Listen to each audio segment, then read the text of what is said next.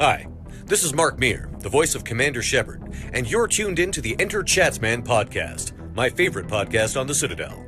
ChazmaN and Phoenix, let the conversations begin. To the Normandy.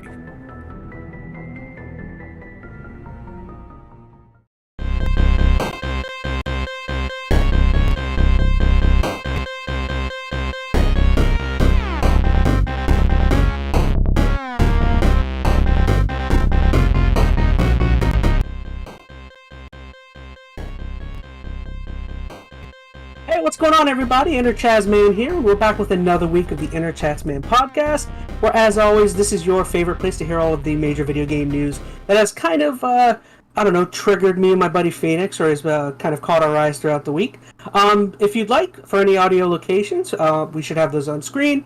Please feel free to check out any video highlights throughout the week, and also any questions or topics or suggestions you guys might have, leave them down in the comments for us.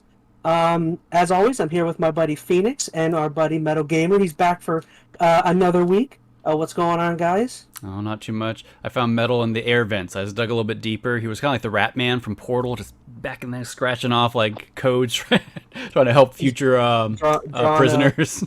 Drawing cake messages all over the walls for future peoples. Pretty much. So I'm not as lonely now. Yeah. But yeah, so I guess just getting right into it. If you guys want to know what are some of our topics for this week, it seems like we do have a handful of games each of us are going to be talking about. We got a handful of speedrun topics for you, and there was some massive news that dropped in some of the internet social construct. There was some major stuff that was kind of happening, which will be very interesting to see what's going on. So yeah, what did you got? You guys want to start talking some games? Yeah, sounds good. Hey, Metal, why don't you go first, since yeah, sure, you're the newbie. Mm-hmm. Ooh. Yeah, so I ended up playing a game called Castle Walker, which is like an old school 8-bit side-scroller platformer.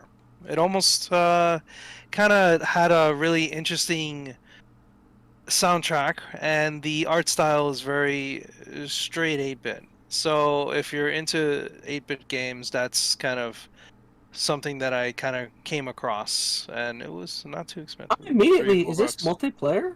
Why is there 2 characters? The second character, I think, is like the guy's sister or something. Oh, okay. So long story short, the premise is you're I guess you're doing something, and all of a sudden you get like the window blows open, and a note flies into the room saying that there's a curse around the castle. And the character ignores it numerous times. So about the 4th time, they decide to go out and check this curse. So they go out there, and in the first level, it's you and I guess your sister, and it's pretty simple. Is this Game Pass? Because I'm seeing Xbox achievements pop up. It's not, because if it Not was, I would have paid for it. Okay, I'm seeing achievements pop up, so yeah, someone played it on Xbox. Yeah, we're also watching an achievement walkthrough as the B-roll, so I see. probably gonna I was encourage also going to wise. say shout out to Achievement Land. I borrowed some B-roll for this game. So Borrowed, stolen. No, I gave them a shout out. I didn't steal. it looks really simple. Like you're pretty much just like blasting. Kind of like, okay, so a lot of the games, just like you guys, I like 8-bit games, so I end up running through these things, and when I mean run, I mean like if there's a speed feature to run through, I like to run. Mega Man is kind of like that, This and a looks few like other the games. opposite of speed. Yeah, it's slow. Very Like slow. there is no running whatsoever, Speed and walking that's a the feat. Yeah, you're literally walking the game, and I thought that was weird, but then I thought about it, and Tentacles. each area is, specifically tailored to you being as slow as you are, which is really interesting to me. The music is great. I'm playing it, and the music was really good. I was like, wow, this is awesome. The bosses are easy. I think I only died a couple of times, but the good thing is that it's not like it's not like unforgiving, like Shovel Knight, for example. That game is pretty difficult.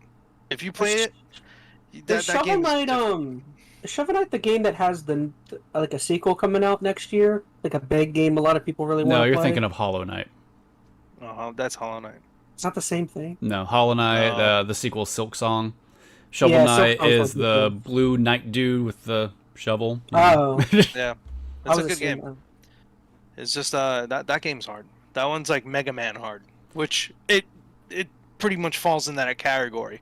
Yeah, So this game one is not Look, like I mean, I'm just looking at it, but the skill level or skill ceiling seems pretty low. Like, there's not a lot in the way of complex mechanics. You're just some really simple It's, platforming, Mhm. and then chucking some This energy game- balls. It almost looks like an old school like PC game you would have played back in like 4th grade. To me, it Like, just like reminds me of something like that a, was on the PC. yeah. It reminds me of like a Nintendo game that I would run into randomly at like, I don't know. Yeah. I guess later GameStop or whatever, and then it's like you just get it just for the sake of getting it. But overall, I kind of liked it actually. And I guess it was just because it felt really, really, really good. Like the controls are really good for See- what it is. What I would think, like me looking at this game, I would think like that, like there would be a really cool moment where like something gets crazy intense or like the gameplay would shift. Because I'll be honest, if the entire game is like this.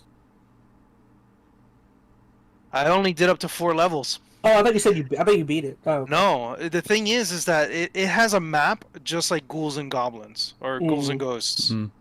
or Ghosts and Goblins. I kind of agree with Chaz just looking at it. Like, I mean, so without playing it does look a little one note. Like, these kind of retro inspired, platformer kind of games are kind of a dime a dozen nowadays. And the Shovel Knights are typically the exception, right? The ones that expand upon the gameplay and actually do something kind of modern with it, or really kind of refine one of those old school mechanics while still keeping that retro feel.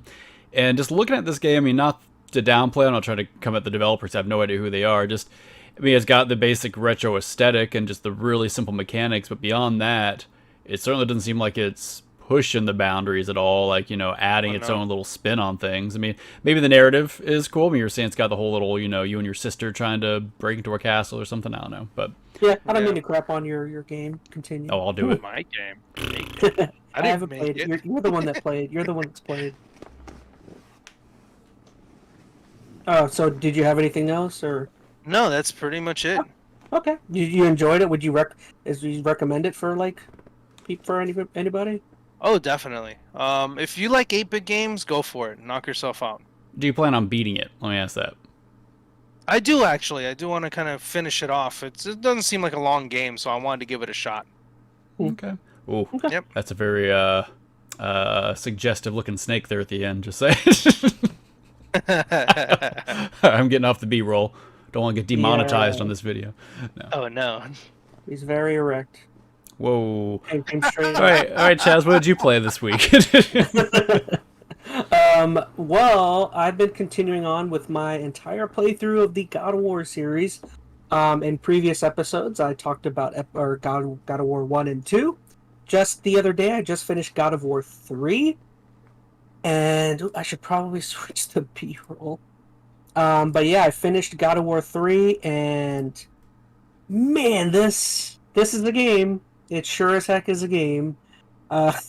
Man, this game is like, I would say it's one of the craziest experiences I've ever had, like with the title. I mean, like they full bore go about as like hardcore with this series or with this one game as they could possibly go, because I felt like to an extent 1 and 2 were like gory and did a bunch of things, but it was kind of reserved in some areas. This game is like not reserved whatsoever. They like almost totally ditched a lot of the puzzle elements that were like very integral in 1 and 2. Not saying this one doesn't have puzzle elements, but they definitely like went hardcore in the cinematics and the QTEs and the gore. Like this game is, oh, man, like some of the brutality. To be honest, at all, like I think me and Phoenix have talked about it in the past, but I can almost now kind of understand the direction they went in with God of War 2018, because when I see that game and some of like the trailers and stuff, it looks very reserved and kind of more of a character study of Kratos, and I can understand why they went in that direction coming off of this game, because this game is like Kratos like ripping people's heads off. He's Well, like hold your reservations until you actually play the game. Like, I know what you're until God of saying. War. Yeah, I mean, it's the new game from what I recall has its moments for sure. Like, it's not like that gory factor kind of, hardcore brutality is gone. It's just it's a slower paced game, but you'll find that out. I mean, this game is just like crazy, man. I mean, I would most definitely say this is my favorite out of the three, and I don't know. I really enjoyed one. Two, I felt like was a slight downgrade. I definitely agree, because for many years I'd heard that this was everyone's favorite up until 2018 had come out, and I would say most definitely for me, this is now my new favorite God of War game. I mean, some of the cinematics and some of the outright just scenes for this game are just crazy, man. I mean, he literally kills like every Greek mythological hero you can like think of. Yeah, I watched you play And, most of it when he was chopping off the legs to Hermes. oh, for Hermes. Oh, poor Hermes. And Hermes was such a douche too. That's another thing that I really like about this series is, you know, growing up and stuff in certain medias, you kind of like you think that like the Greek mythology heroes are like kind of good guys and stuff, and it's like no, if you really know a lot of the lore in Greek mythology, like a lot of them are like douchebags. Zeus is a douchebag, Zeus and it's is like an extra douchebag. yeah, Zeus is a big douchebag, and like he's got bastards everywhere. And like this game, man, they go full on. Zeus is a douchebag, and I'm actually really curious because this game ends. And spoilers if you haven't played God of War 3, but this game essentially ends with Kratos killing every single god and every single titan, and essentially sending the world into, I guess, almost like a Ragnarok, basically, like what's going on in the new series. And he kind of kills himself, and it's just like I'm kind of curious now to see how God of War 2018 starts, because the whole human race should be dead, and then he should be too. Yeah, it's been You a know, little don't bit say since I anything. played 2018, but it's an odd transition. Like, it doesn't give you any build up. It just throws you into like a whole new realm, setup, everything. They do kind of piece together like kind of what happened to Leda stuff, but you have to kind of dig for it. So I don't know if you're gonna get that answer you're wanting, at least not immediately. But I'll let you play through it and you can decide. I'll definitely be kind of bummed if I play 2018 and there aren't references to like some of the events that happen here, because this stuff is like world shattering. Like, I don't know. This is like as close to like some crazy anime Dragon Ball, you know, crazy massive battles as I you don't can recall imagine. there being a lot of references. I mean, it's been a few years since I played it, and I didn't play 3 leading up to it, so maybe I just missed a lot of the references, but the God of War 2018 is very much its own thing. Like, they wanted to be a reboot, and it is. It definitely kind of breaks, off from whatever this was kind of leaning towards. And there are moments that does kind of, pull you back to the old God of War and tease a few things, but the new game is not about that, like, at all. So I will be very curious to kind of see what your take is shifting from it. I'm curious what you're going to think about the gameplay shift, because it is completely different. Is it more of a walking simulator? It seems like I don't to want to me? say that, no. It's not. I mean, it's an action adventure game. It's got, pretty in-depth combat and everything, but it's not, man, I want to say, I mean, this is like the Devil May Cry kind of style, like the old school ones. Almost, I won't say arcadey, but almost. You don't have any of that in the new God of War. Personally, I like the old ones, and I've even played all 3 of the original God of Wars. I've only played the first one. I've pretty much overlooked the second one completely, and I watch people play the third one now like 2 times, you and an old buddy. But just from my experience with that gameplay, I preferred it. Just the really fast pace, just craziness. This one, you mean you preferred over the Yeah, other ones? like the 1 through 3 style of gameplay. As even though I haven't played a lot of 2 and 3, they all have very similar gameplay. You could probably, confirm that. 2018 is a whole different beast. This one has. Go I ahead. was gonna say this one has a much better gameplay, in my opinion. Like everything feels smoother, free flowing. You have way more options as to like the weapons and your abilities, and I don't know. I feel like this one leaps and bounds. This one feel like going from the PS2 to the PS3. This is like one of the better like. Okay, this is a generational leap. Yeah. For like gaming, you know what I mean? Like I can see why people love this game. You know, when it came out. What were you gonna say? Nothing. I think I'm just going to leave. I think I'll be very interested to see where you land on the new God of War after playing these 3 back to back and having so much time with this style of God of War. How you're going to feel about the new one, because it is a complete shift in tone and gameplay and everything. It's a great game. I mean, I'm not going to downplay how good of a game it is, but it's a very different game, so be ready for that. Are you going to hop right into 2018, or are you going to go back and try to squeeze Ascension in, or any of those other ones? I think I'm going to try and squeeze Ascension in. I'm going to try and beat that. These games are all really short. I've beaten all 3 of them in 4 streams or less. Yeah. Like, or 4 streams, I think, in all of them, which is like... When normally my streams are like 2 hours long, so that's 4, you know, When does Ragnarok come out? November 9th, I think. Okay, so you've still got some time, yeah. As long as you don't have any Halloween plans to play a game during I that was time. worried about October because I'm going to be going on vacation. I'll be in New York for like 5 or 6 days, and then... I would say jump into 2018 then now. It's a longer game than the other ones. Is it really? Okay. Not extremely. It's still not a super long game. I can always go back to Ascension or something like that. That's what I would recommend, because I mean, I don't know. I'm most interested in seeing your opinion on the shift in tone. Like, Ascension, from what I remember, at least people saying, is kind of more the same gameplay-wise. I mean, the story, I'm sure, is a different beast, but I don't know. I would say shift into the new one, but of course, it's your channel. You do you. Yeah, So. yeah. But yeah, once again, man, this game had so many, like, moments and just awesome parts. Like, you just have, like in the previous games, you had battles with some god and some heroes, but there wasn't, like, a ton. This game is like literally every half hour, 45 minutes, you are taking on some Greek mythological god or being. It's like you kill all the brothers, you kill Poseidon, Hades, Zeus, Hephaestus, Helios, the god of the sun. You kill like all of the major titans. You get to make love to Aphrodite. This game is just like you're doing like the whole shebang of Greek mythology stuff, and it's pretty awesome to say the least. Nice. Very cool. I am very much looking forward to you playing the next one. My stream did get what is it, rated 18 and up for the Aphrodite part, so I would imagine. Be careful with that one. All right.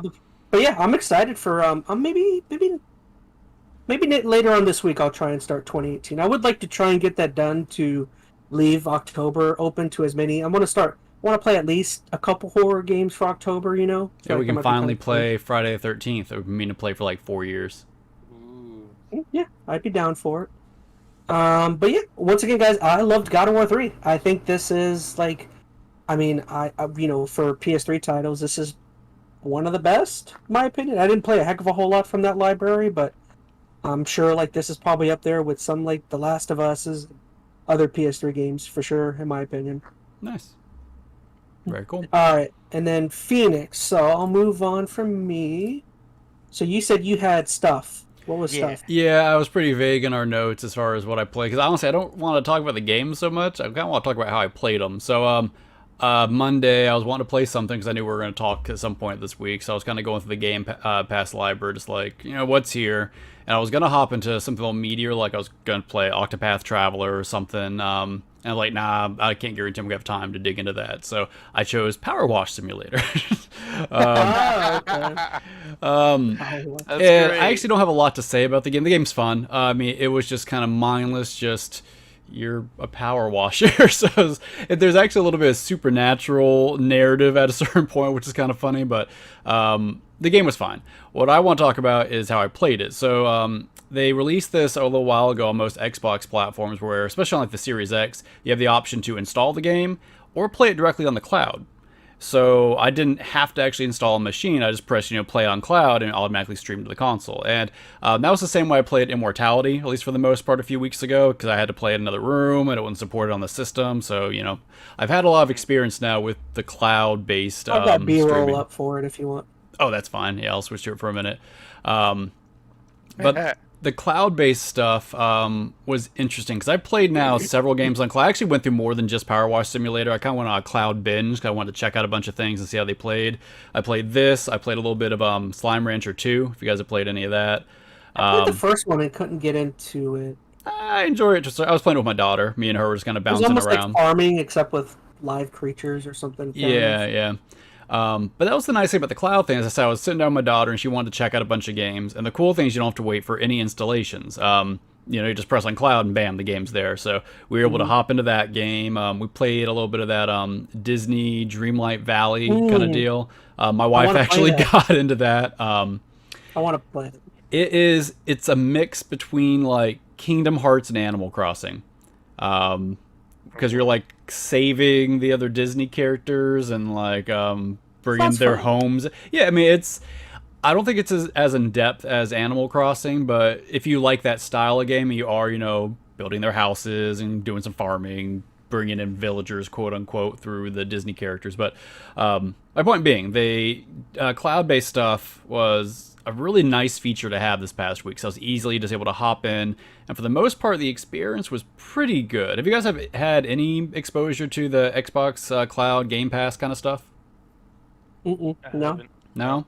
You should try some, like on their phone. I know I tried a while back. I was playing Donut County, just streaming through my phone through cell service, and it actually worked really, really well. So most of my experience has been pretty favorable. I will say, I think I was playing. It might have been which one was it? I think it was Slime Rancher. Infinite? No. I remember a while ago you played it cloud, or you tried it. And I don't think I could. I think I wanted to, but it wanted me to hook up a controller. It wouldn't let me do mouse and keyboard, so I gave up. Okay. But I was trying to do Slime Rancher like across the house, and my office is like all the way across the house from my router, so it was like worst case scenario for something like this. Like it was Wi-Fi, it was strained connection, and I did notice some weird hiccups there. Like it would do these really weird buffers, like the whole screen would refresh really slow and like low res, and then it would get really blurry for a second, then it would refresh in higher res. So there were some weird graphical issues like that. For the most part, I didn't notice a whole lot of input lag, but I was also choosing games where that wasn't a huge issue. Like if I'm a little slow with input and Power Washer, it's not going to make a big deal. Same thing with Slime Rancher and the Disney game. Now, if I was playing like a Halo, it'd probably be a much bigger issue. So I don't want to sing the praises of the cloud stuff too much. I think I need to test it out for some of those, snappier games, but it was nice. I mean, I've been a proponent for the cloud-based stuff for a while. I know like not everybody's system is there, but I feel like my network is a pretty good representation of most kind of average gamers networks. I don't have the best tier of service. I don't have the lowest tier. My hardware is kind of middle ground, maybe just a little above that. So I have a feeling that's probably where most gamers are sitting as far as what Xbox is expecting for this type of service. And it was pretty favorable for me. It's definitely one of those things, if you are very low on the internet spectrum, like you don't have a lot of bandwidth, you maybe have a really basic router, you're not going to have a great time here. But you also don't need to have, the pinnacle, X amount of gigabits per second kind of deal. So you can definitely enjoy this on a basic modem kind of a setup or basic bandwidth. So, I don't know. That's my spiel. Do you think people that play this game have recently power washed their own house? It has encouraged me to want to. It's kind of funny. I'm looking at this and I'm like, man, I just did. When's the last time I did my house? I will. Like the other day. I will say, going back to Power Wash Simulator specifically, it gets really tedious. Like you can only play with a controller. Like I tried to stream it on my PC because this screams mouse and keyboard to me. Oh yeah. The controller though is a little wonky. Like trying to get the direction you want to and get the washer to face just the right angle, so it's a little tedious. It's still enjoyable, but I mean the controls do have a little bit of tediousness to it, but they have some fun stuff. Like you see in that clip, they were like power washing the Mars rover, like random crap like that. So if you're looking for just a mindless time, Power Wash Simulator is good. But I guess I won't do a whole much to recommend Slime Rancher just yet because I haven't played much of it. It felt identical to the first ones. If you did play the first Slime Rancher, the second one, like half an hour. I played this one for maybe half an hour to an hour. It felt exactly the same as the first one. So take that as a good or a bad thing, depending on how much you like the first Slime Rancher.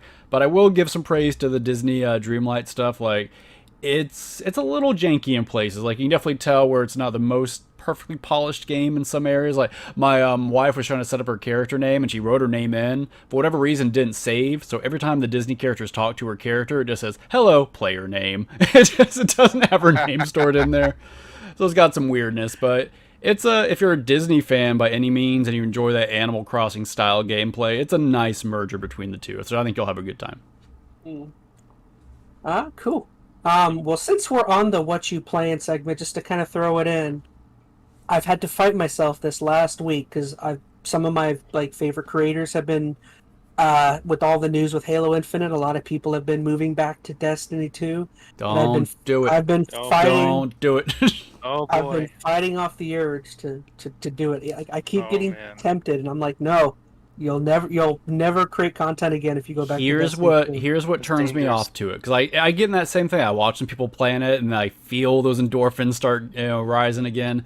But then I just do a quick review of all the new systems, all the new currencies, all the new stuff, and I immediately feel overwhelmed, and that prevents me from getting into it because it's not the same game it was, at least when I stopped playing, and I stopped, man. It's been 3 years now. It feels like forever, maybe longer. You gotta think about your family and how good you have it. You really do. Like, don't get me wrong. Some of my times playing Destiny are some of my favorite gaming moments, and I do, as much hate as I like to give Destiny, I'm gonna put it in my top 10 games just for the times I had with it, and some of the things it did. But I do not regret stopping from being in that hamster wheel of Destiny loop grind. So I was glad to break away from it. It was the best of times. It was the worst of times. It truly was. All right, so I just want to throw that in there. I got my my angel on each shoulder, and I'm just I'm listening to the good one. But the good one is don't play Destiny. The evil one is go to Destiny. All right. So we're gonna move on. Phoenix, did you want to get the timer set for our speedrun news? I'm getting there. I'm ready. Okay, you're good. I was all prepped this week. Last week my brain didn't work. This week it pseudo works. So now it's me. My brain never works. So for our first speedrun topic, going to be short. I mean, there wasn't a heck of a whole lot. I mean, basically, Constantine 2 has been, I guess, kind of greenlit to be brought back. I mean, they've kind of talked to Keanu, and Keanu has agreed to come back and play the titulated character. What'd you say? Titulated? Titulated. Is that the word? Yes. I didn't know that was a word. We're just going to go with that. I'm not even going to correct you. Titulated. I told you my brain's not working today, so you guys, everyone's getting great highlights out of this. That needs to be in the description, titulated. But I believe basically they've only said that the only person to come back from the original movie so far is Keanu. I don't believe they've talked to any of the other major actors or anything, so... And I believe they kind of shelved another Constantine TV show or movie and a couple other projects just for this one. So, I don't know. What did you guys think? Did you guys like the original 2005 Constantine? Yay, nay? Go for it, Metal. I mean, I only saw it once. I thought it was fine. I loved it, me I personally. think it's great. Mm-hmm. I have nothing much to say about it. It's just a good movie in general. After you had mentioned that article, me and my wife went back and watched the first one.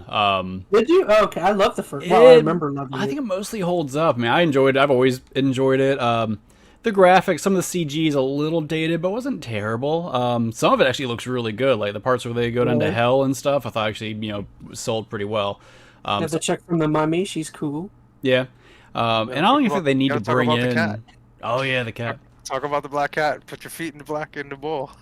Oh, that's right. I forgot. Go to hell. Mm-hmm. As far as them bringing back the old characters, I don't think they really need to bring back many. Like, here's the thing: Constantine is a whole comic character with a whole history of interactions with other whatever. So, I mean, it doesn't have to be that same story by any means, and not that I think they would. I'm pretty sure the movie deviated pretty far from the comics. I mean, I'm not a big reader of the Constantine, lore, but I can only imagine they did not stick, 1-to-1 for any of the comics.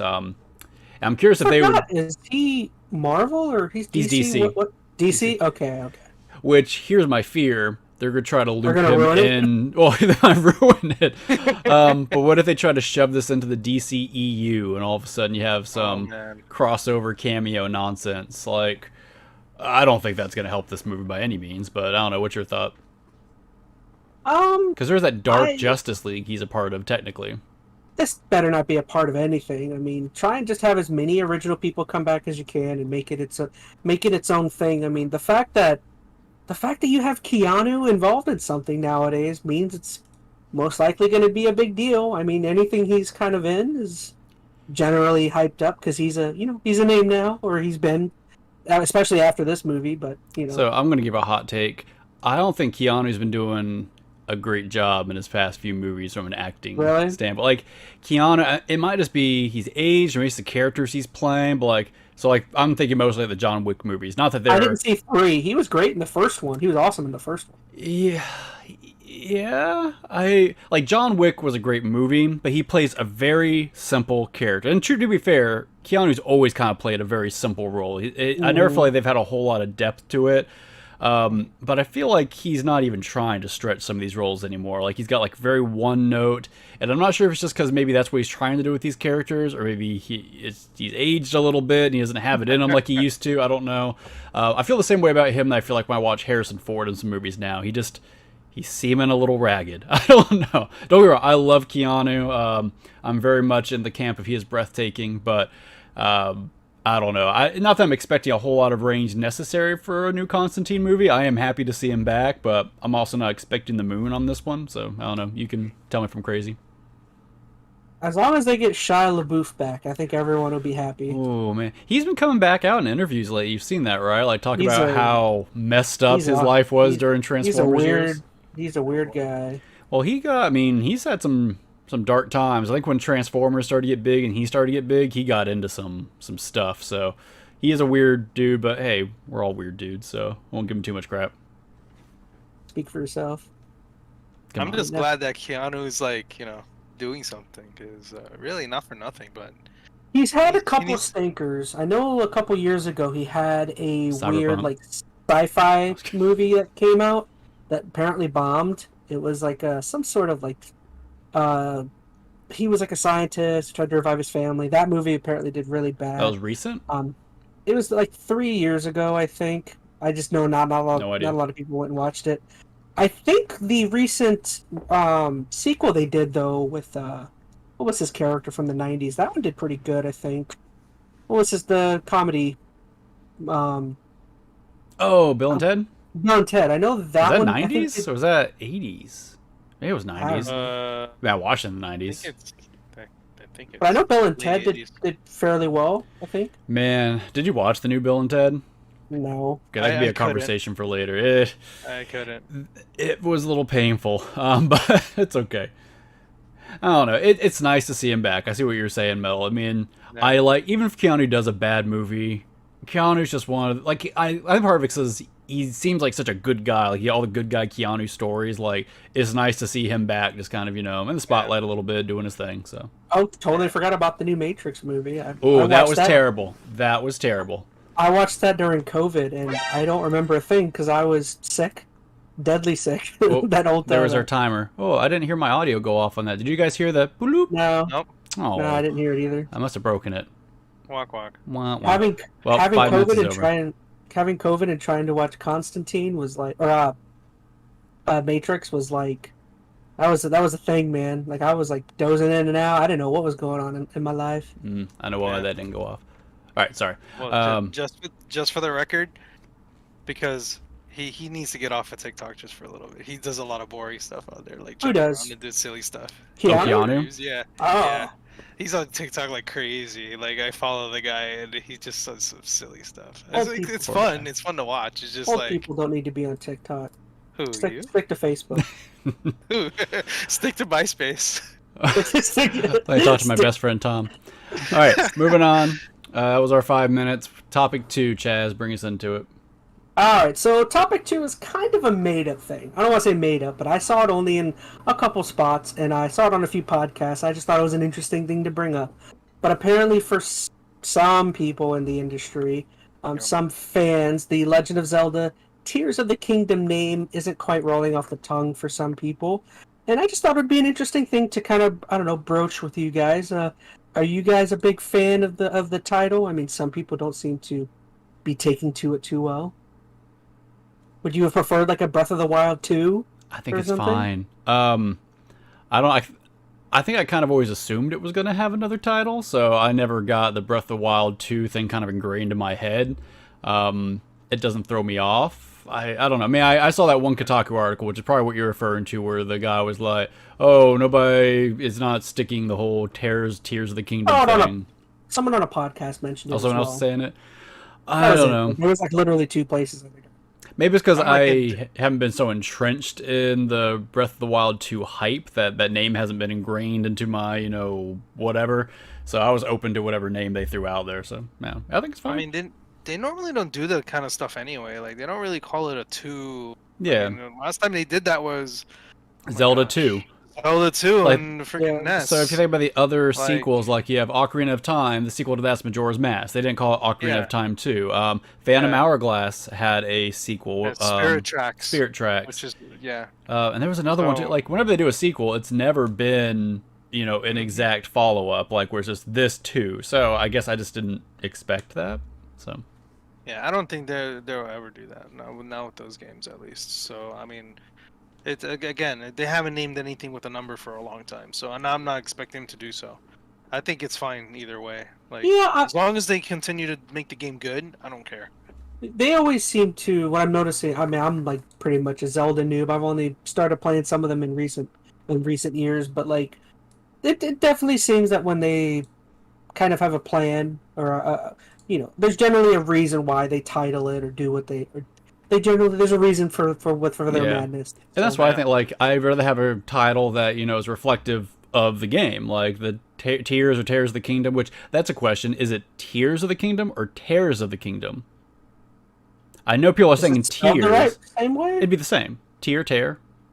That's spelled the same, correct? Right? I think Or it am would I be dumb? Tears of the Kingdom, I would think. That seems like Well, a I don't flaw. want- But then, Tears yeah, of the I'm not Kingdom makes sure. more sense in a Zelda context, like realms have been torn, or like dimensional kind of stuff. Like timelines. thinking of how Zelda's done things in the past, that seems more conducive to the type of narrative structure they'd go with. Yeah. Tears of the Maybe- Kingdom, I don't know. I don't know. It would depend on the story.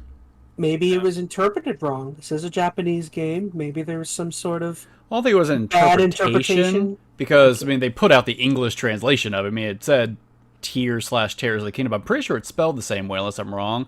Now people might be alluding to Tears of the Kingdom because of the Queen passing, and that's probably why they did the whole thing they did where they didn't stream it. And if you Oh. did interpret it that way, that was the big issue, right? Tears of the Kingdom, right when everybody's upset and mourning the Yeah. Queen. So.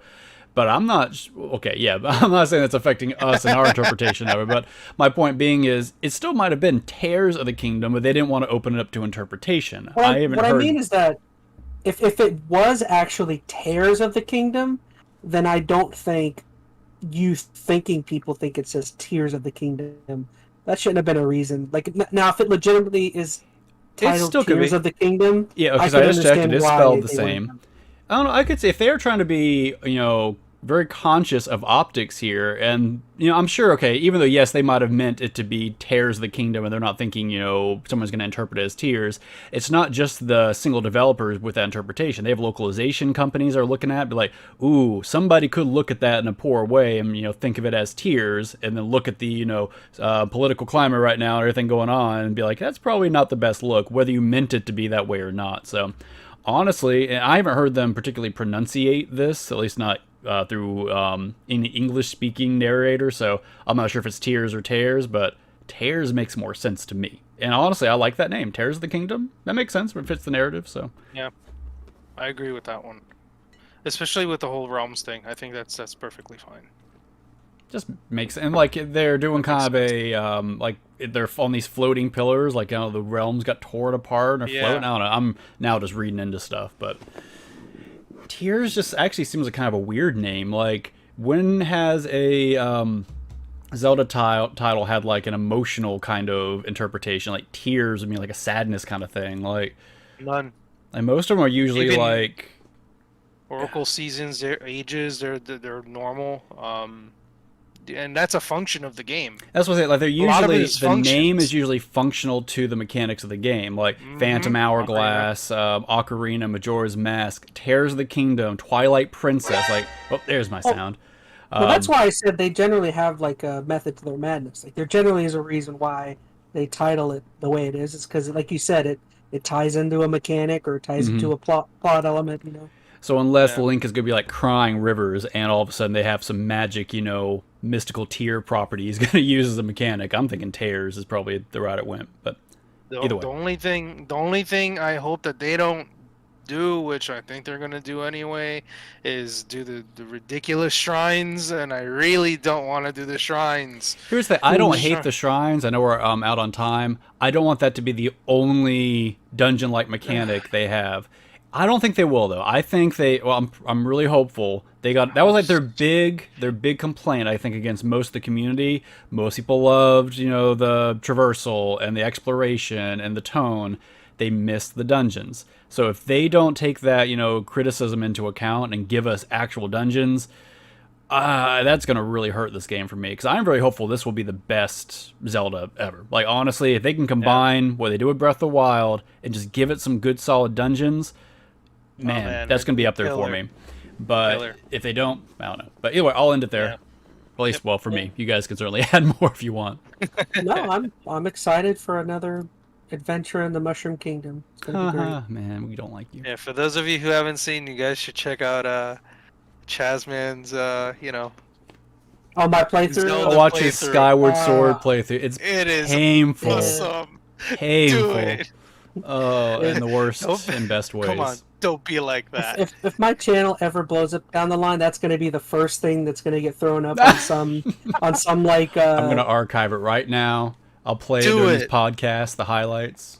You'll never get. Someone's gonna. That's going to be a I don't know. What's a humor site? CollegeHumor.com. There you go. That's going to get thrown on there. Oh yeah, I'm sure it'll be that big. Fingers crossed. Oh goody, do it. Right. So we got. Next so I guess we don't have to throw this into a topic, but I guess something to real quick throw in. You guys just said the other day, right? Didn't Japan just open back up? I guess I thought about it since for tourism. Zelda. Yeah, for what? They opened up their tourism, tourism, we're talking right? Zelda. I was just thinking of Zelda. For tourism. But if you guys don't know, in the past we have, as a group, we're talking about a trip to Japan, and then the whole world went to heck, and that's kind of been up in the air. But yeah, I think the plan was we were going to try to go like 2020, right? I was like leading into that year, and then just everything went to crap. So I don't know. I held off for a long time because I still wanted to do it, but they kept, keeping their borders closed. So I finally spent all my money, and we're going to Vegas now. So they knew you were going to come, so they decided not to. I'm sure that's it. I'm sure that's it. I might start saving towards it anyways. I mean, after my New York trip, I don't have anything planned. I'll start like a small little fund or something. Yeah, at some point. That's going to be a couple of years out for me at this point. Oh, yeah. I still want to go. Definitely a few years. I mean, we got to go see the Mario Land or whatever it is. By the time we get out to Japan, the Orlando one's going to be open, and we're close enough to that, so... Yep.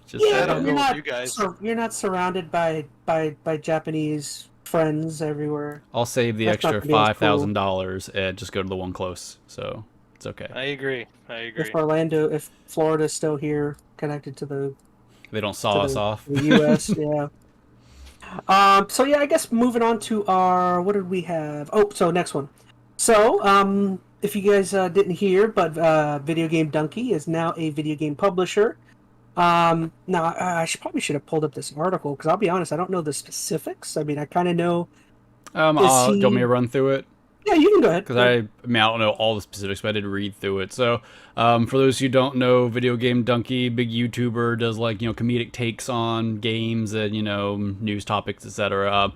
But he definitely takes time to when he finds a game he likes to give honest reviews about it and kind of praise quality games in the industry. I think that's the big push here. He's wanting to kind of represent a publishing company that is all about putting forward quality games. He went on a big rant about how there's so much just crap out there kind of in the industry as far as games, and it's true. If you look at the AAA space, I mean, there's a lot of bloat in there, which can definitely lead to some poor decisions when the games come out for various reasons, and a lot of upsets, and he's trying to make I think some kind of ecosystem where that isn't the case, where only quality games are kind of put forward. So I think his publishing company's called, I know it's like a little frog logo. Big Mode. Big Mode. Yep. But it seems cool. It also seems really new. So I don't know. What are your guys' takes on this? Any interest? Think it's a good thing, bad thing? I guess for me, I was I don't know, like I was kind of surprised he has the income. I mean, I know he's a big YouTuber, but I was surprised he had the income for something like this because I know all of his reviews are mainly known for being what, like 5 minutes long. He doesn't do like He's got long form content. Does he? you don't need well he has, but you don't need long form content to make money on YouTube. Like he's got crap load of followers, man. I'm sure he's expanded beyond just YouTube. Like I'm sure he's dispersed himself out into various avenues. Content creator than I thought. I always thought he was kind of small scale. No, he's Small scale. He's pretty because big. you guys are the ones where I heard about Donkey, and then I would check out his video. I don't know. I just never went in content. He is very well known in the Really? YouTube space. Apparently, people were covering his company. Sorry. Just to throw it out there, man, this guy makes about 99,000 a month. So yeah, 7 million followers. You tell me. I think He probably makes more well than that, known. to be honest. Like I'm sure he's And got that's other just avenues of YouTube. investments. Yeah. Yeah, that's just YouTube alone. That's not even like He's actually a good dude, though. I watched something called the H3 podcast, and they've had him on, him and his wife, at one time years past, and he was a nice guy. Yeah, they seem pretty Joking earnest. around. Yeah, I'm not acting like I know him, but My he best seemed- buddy. I hang out with Donkey, all the time. I mean, I like his content, and I definitely like what he's attempting here. I would imagine he's got the funds for it. He's thought this through. I mean, it's hard to say. Whenever you start, a business like from this capacity, there's a lot of ins and outs. So I'm assuming he's done his checks and balances there. But this whole thing seems very new. Like if you go to his page, there, or at least the big mode page, there's no game companies listed yet. I'm not saying he doesn't have any kind of contracted already, but it's not like he's got anything to really show. And when he put the pitch out, it was very much like a request. It's like, hey, if you are a company who's interested in getting your game out and it's of quality, reach out to me, kind of thing. So kind of a grassroots kind of thing, which is neat that he's kind of involving the community at that level and being open to have anybody kind of reach out. Like I suggested, because MetalGamer does some game dev stuff, some modeling and some animation and sound design, so reaching out might be a good idea. He's dubbed himself a publisher, so I'm assuming that means he doesn't necessarily have know-how in terms of the actual game development, but he's putting forth the revenue to people to come in and develop. He's putting, you know what I mean? Like he's putting forth the income for people to come in and build it. So that's what I'm curious about, because if you watch his video where he's kind of talking about what this company is going to be, yeah, he's definitely the guy who's fronting the bill to help you get your game out there and support you financially. I watched that. I didn't even know he did a video about it. Well, I just threw that topic on last minute. But he's also being like, he does kind of tout his own expertise with gaming knowledge. Like, I've been playing games forever. I know what makes a good game, what doesn't, which comes across a little strong. I'm not saying it's incorrect, but games are subjective. I mean, there is an objective quality to a certain extent, like what mechanics work, what doesn't. He's kind of proclaiming that he's got that insight, and he's gonna kind of use that to pick and choose and cherry pick the directions that the games, not that the game should go, but the kind of games that he's going to support. He's saying he's not going to take like the reins of any of these games and kind of control them, but he wants to have that level of input, or I don't know. So I'm not sure exactly what his role is going to be in the companies he takes over, but he's acting like he's going to have some role. So I'm curious how that's going to play out.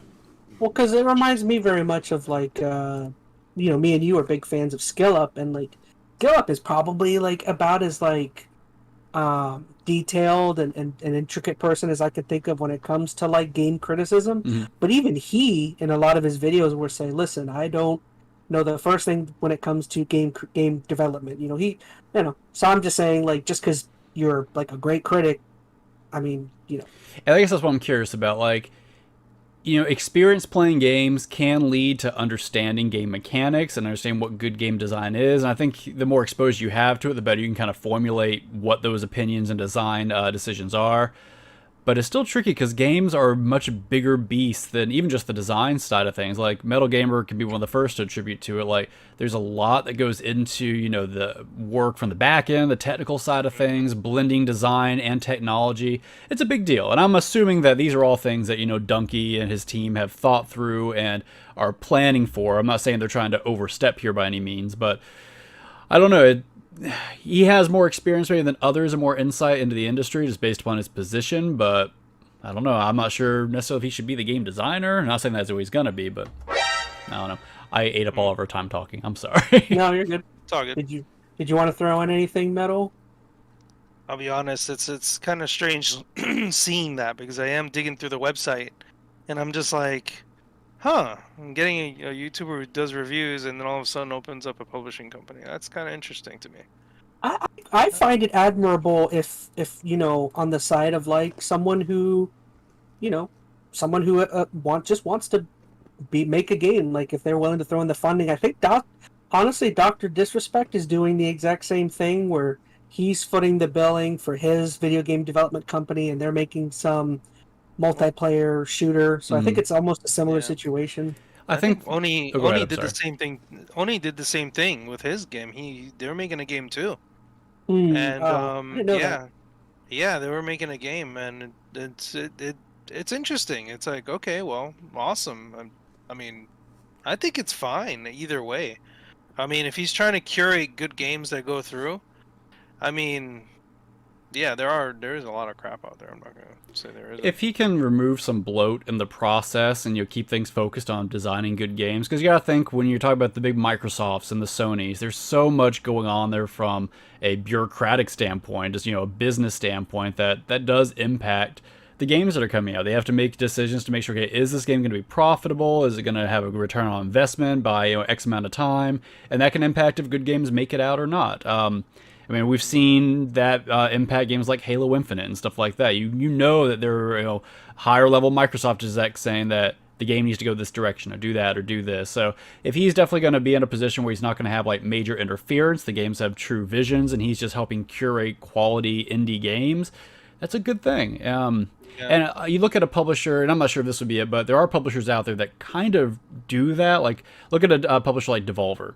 Like, very rarely do they put out a game that's a miss. Like, it seems like they are very focused on choosing games that they really believe in, supporting, and letting those developers, build the game they want. And if that's the kind of situation that Donkey's trying to put himself into, I think that's great. It's similar with what's the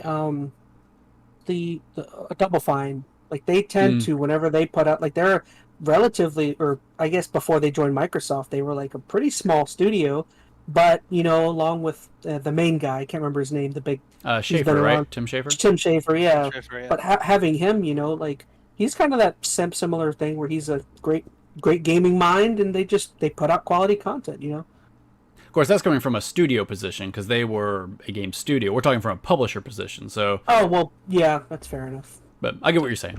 So either way, we can move on. Yep. Yeah. All right. So funny. Donkey's first game should be called Pong. Just one game where you ding ding. I think that can make it. That's a good idea right there. I love Magic the Gathering. Thank you. Don't turn the Chaz, Metal. Don't do it. All right. So we're gonna move on to our final speedrun news. I forgot the name of this. I was gonna call it 5-minute topic. Let me name things. So I'll let you do this one again because you threw this one on last second. But apparently, Tiny Tina's from Borderlands is now it's its own thing. It's its own franchise. Now. Yeah, I mean that's kind of all there is. I guess because of the success of the standalone Tiny Tina game, they want to continue making spin-offs of just that. So they're making. I guess not a spin-off of a spin-off, but they're taking the spin-off and going further with it. Can I just say, like success? So like success to them means slightly more popular than Borderlands 3? This was a commercial success. Like Tiny Tina sold a crapload. Yeah, and like critically, it was received very, very well. I'd have to go back and look at the scores, but it came across strongly. Yeah, well, okay, so every Borderlands game has had bugs, though. Like, okay, comparative Tiny Tina's, our experience with Tiny Tina's to Borderlands 3. Which do you prefer? Yeah. Tiny Tina even had problems. I guess. Okay, it's not does the game have problems. Which was better? Borderlands 3, Tiny Tina's. Alright, Tiny Tina. I remember Borderlands 3, the problems with us were, like, we couldn't even, like, play, right? That was Tiny Tina. Okay, well, yeah, but I had issues with, technical issues with, Borderlands 3 too, but which one I thought I had more fun with, that it was the better game, I'm gonna say Tiny Tina's. Yeah, yeah, it was. Like the story, I did not enjoy nearly as much in Borderlands 3. A lot of the new gameplay they added to Borderlands 3 carried over into Tiny Tina, so we benefited from that anyway. I didn't love the classes in Borderlands 3 the same way. I thought they were actually more interesting in Tiny Tina's, like the Necromancer and stuff like that. I thought it was a better game. The twins were the best new characters they've had in Shut up. in a long time. All right, I'm turning off Chaz. I can't take his sarcasm anymore. Where's his picture? I'm just gonna. I need to just make a game for just for Gone. twins. He's gone. We're turning this back into the EnteR Phoenix MaN show. Yeah. In fact, how do I mute him? No, I'm just kidding. Borderlands 4, the twins. It should just be his beard. Anyways, point being, it did do well. You can argue how well it is, but they're going to continue. So, I know this game started as a DLC for Borderlands 2, but they made that a standalone. Now they've made this standalone, and they're going to have a Tiny Tina's Wonderland 2, essentially. How do you guys feel about that? I guess. I mean, this kind of was Tiny Tina Wonderland 2, I guess, because you had the Dragon's Keep thing. So yeah, I'll play whatever you guys are playing. I mean, the it just kind of fantastic. it just kind of feels like tradition for our group to play Borderlands at this point. We've been playing ever since 2, so it's like okay, well, that's true, but I really just, do you think this is the direction they should take? Like, is there more meat on the bone for the Tiny Tina's specific kind of storyline, gameplay arc, or should they just go something completely different at this point? They can take it pretty far if they really be a lot more creative with it. I mean, there's a lot of things they can do with it. They have plenty of things in the universe that they can work with. I mean, again, it was a D&D game pretty much. Yeah. Like they can take that, rehash it, and do another one with a completely different story with new everything. Like it can definitely work. I think this should have been a one-off. Like I would rather them go in a different direction and try something else. I don't know. I kind of agree with that. Like, don't get me wrong, I really like Tiny Tina's, like bugs and whatnot aside. Like the game I had fun with from a mechanical standpoint. I enjoyed playing with you guys, of course, but that's gonna be any game. But I think at this point where Borderlands could succeed is to have more crazy spin-offs like this. Not necessarily So I was gonna say, Tina's, maybe like the next one could be card game oriented or do something else. I don't think it needs to be card play. Like it could still be the core Borderlands mechanic. I think at the core you still have to have it's a looter shooter kind of deal. Mm-hmm. But instead of being focused on Dungeons and Dragons, it could be, I don't know, some weird sci-fi deal. Like well, they did space already with. We should do Yu-Gi-Oh. What? They could parody other things. Anything. I think is what I'm getting at. Parody other game styles for other things and keep the Borderlands kind of, aspect or through line. And that might... I'd enjoy that because the Borderlands gameplay is what ultimately we all care about. That's what brings us back. Just kind of sit down and play through it and just give us some fresh take on it each time. I think Borderlands 3 tried to take it too serious after Borderlands 2. Like, Borderlands 2 was a special beast. Like, the narrative there and what it did was so good. Like, beating that was going to be really hard. And I think they tried with Borderlands 3, and they couldn't reach that.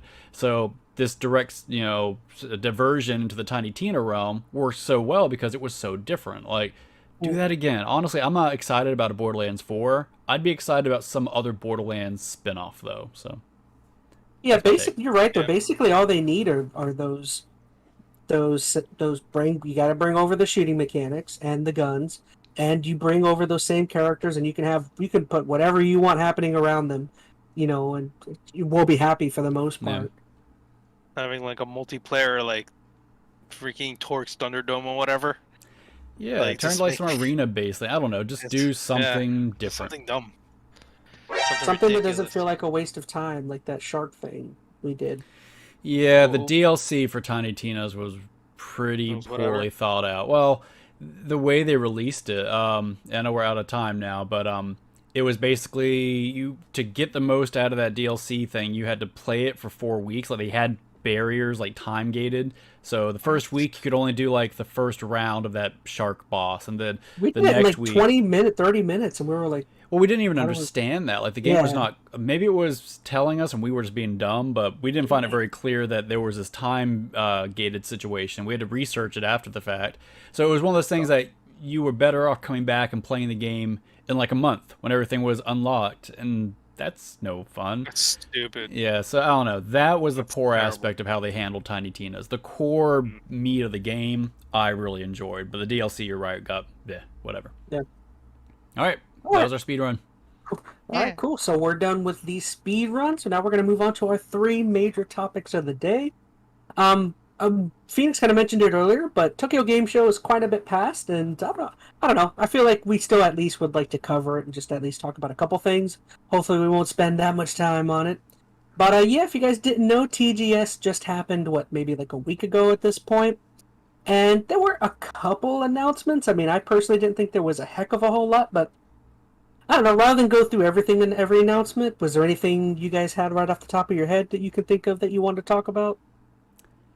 I don't want to say that there wasn't a lot of stuff. I mean, there was a lot of stuff, but from what I saw, a lot of it was just more information about stuff we already knew about. So if you were trying to watch this for like the big reveals and revelations, I think you were going to be disappointed. It wasn't that kind of show. Sorry, I won't cut you off. That was it. One thing, small thing I did kind of see is that Exo Primal game, I didn't realize, but it's coming to Xbox, and I think it's going to be on Game Pass. I think you're right. I remember seeing that, and I'm like, oh, that's the game Phoenix really wanted to play. There's something about dinosaurs coming out of a hole in the sky and all that kind of crap. Was it? Yeah, I'm pretty sure. I'll look it up.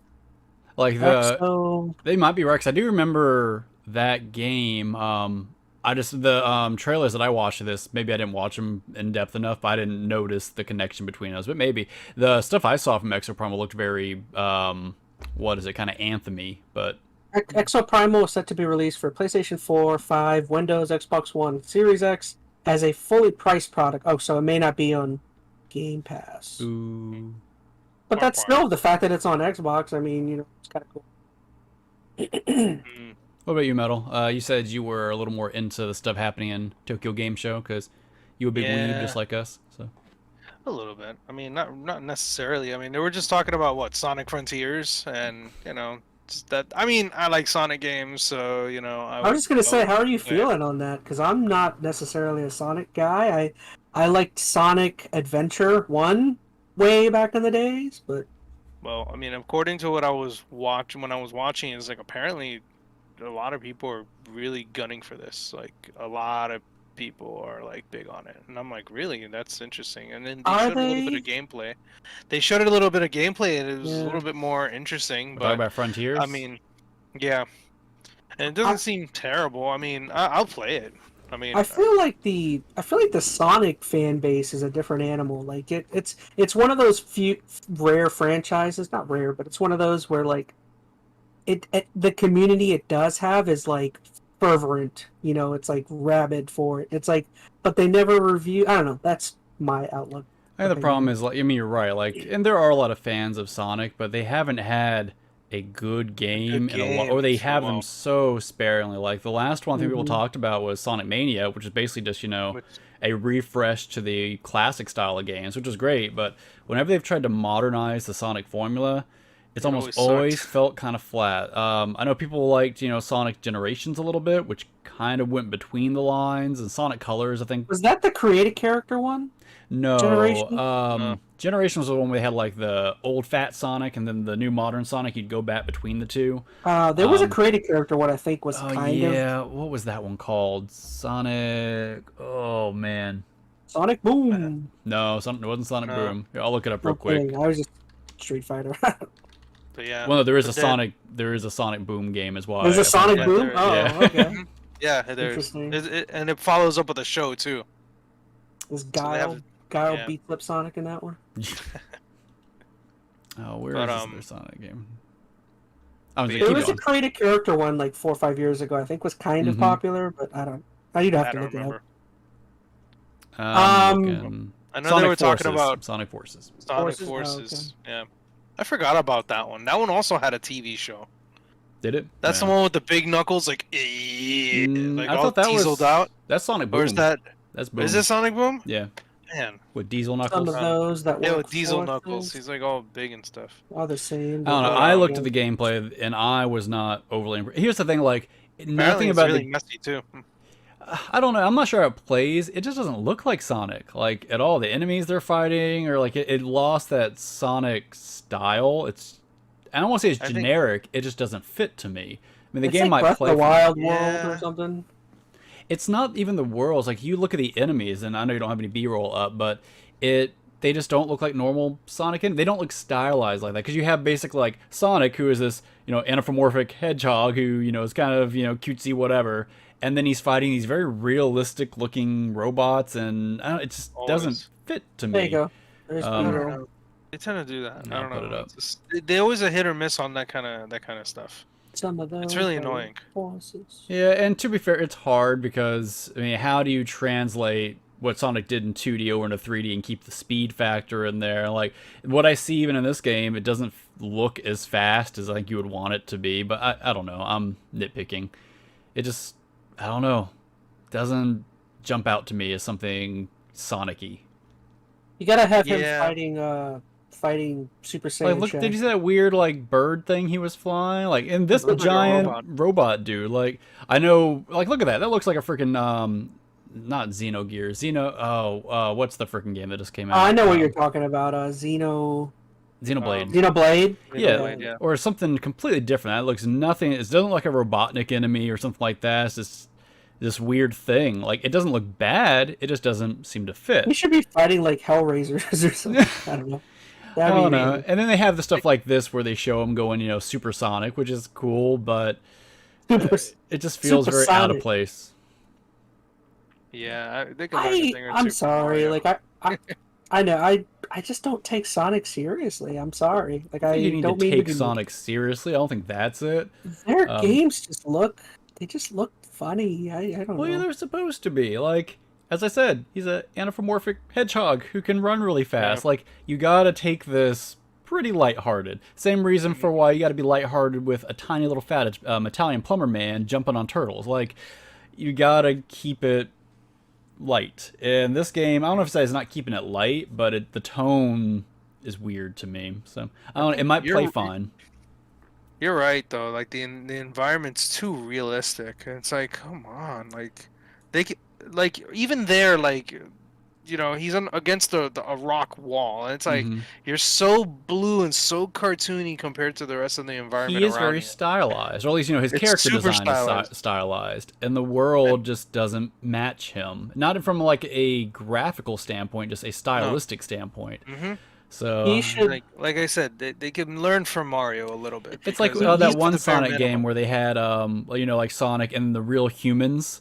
What was that? Like the 2003 Sonic or something. Xbox 360. Yeah, whatever that was. That was very uncanny kind of deal, and I feel like we're almost leaning that direction again, where it's just things don't fit. Sonic works well because he has a very stylized roster of characters and world. Like they've had TV shows about it. Like, go with that. Don't. They're trying That one to. was really weird too. That one was like JRPG cutscenes with Sonic, and Oh, they've it's had like, that too. Yeah. It's like there's like these. It's super detailed cinematic of JRPGs and him eating chili dogs, and it's like what is this series? I don't even know what this is. Yeah, they just still haven't Yeah. found their footing. Like, I am hopeful there is still a 3D Sonic game that could be created that would, check all the boxes and make everybody happy, but they haven't found it yet. And I'm not thinking this is going to be it, but it's early. Mhm. Oh, Sega does what Nintendo. Haha. yeah. Anything else? Tokyo Game Show? There's got to be a universe That's- where Sonic beat Mario, right?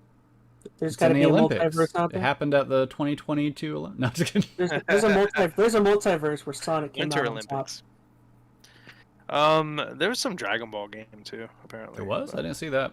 There was? apparently Yeah, I it's didn't called see that. The Breaker. Oh, was that the game with Frieza being the villain? It was like a horror Dragon Ball game. Oh, Or something. yeah, that's right. I didn't know they mentioned that at... I didn't know they Tokyo. mentioned it either. Yeah. Not to nerd out on that, but yeah. Dragon Ball The Breakers. The Breakers. Yep, Breakers. That comes What a out really dumb soon, name. October 14th. What's a dumb name? It's really. Well, it's Dragon really Ball doesn't always have the best name. I mean, you got Dragon Ball Superhero. I mean, it's not like... Super Saiyan Kaioken Super. Super God. Sand. Yeah. I caught myself. Yeah. Dragon Ball The So, Breakers announced. Yeah, and then of course Sony wasn't even there, so they were like, "Yeah, here's a,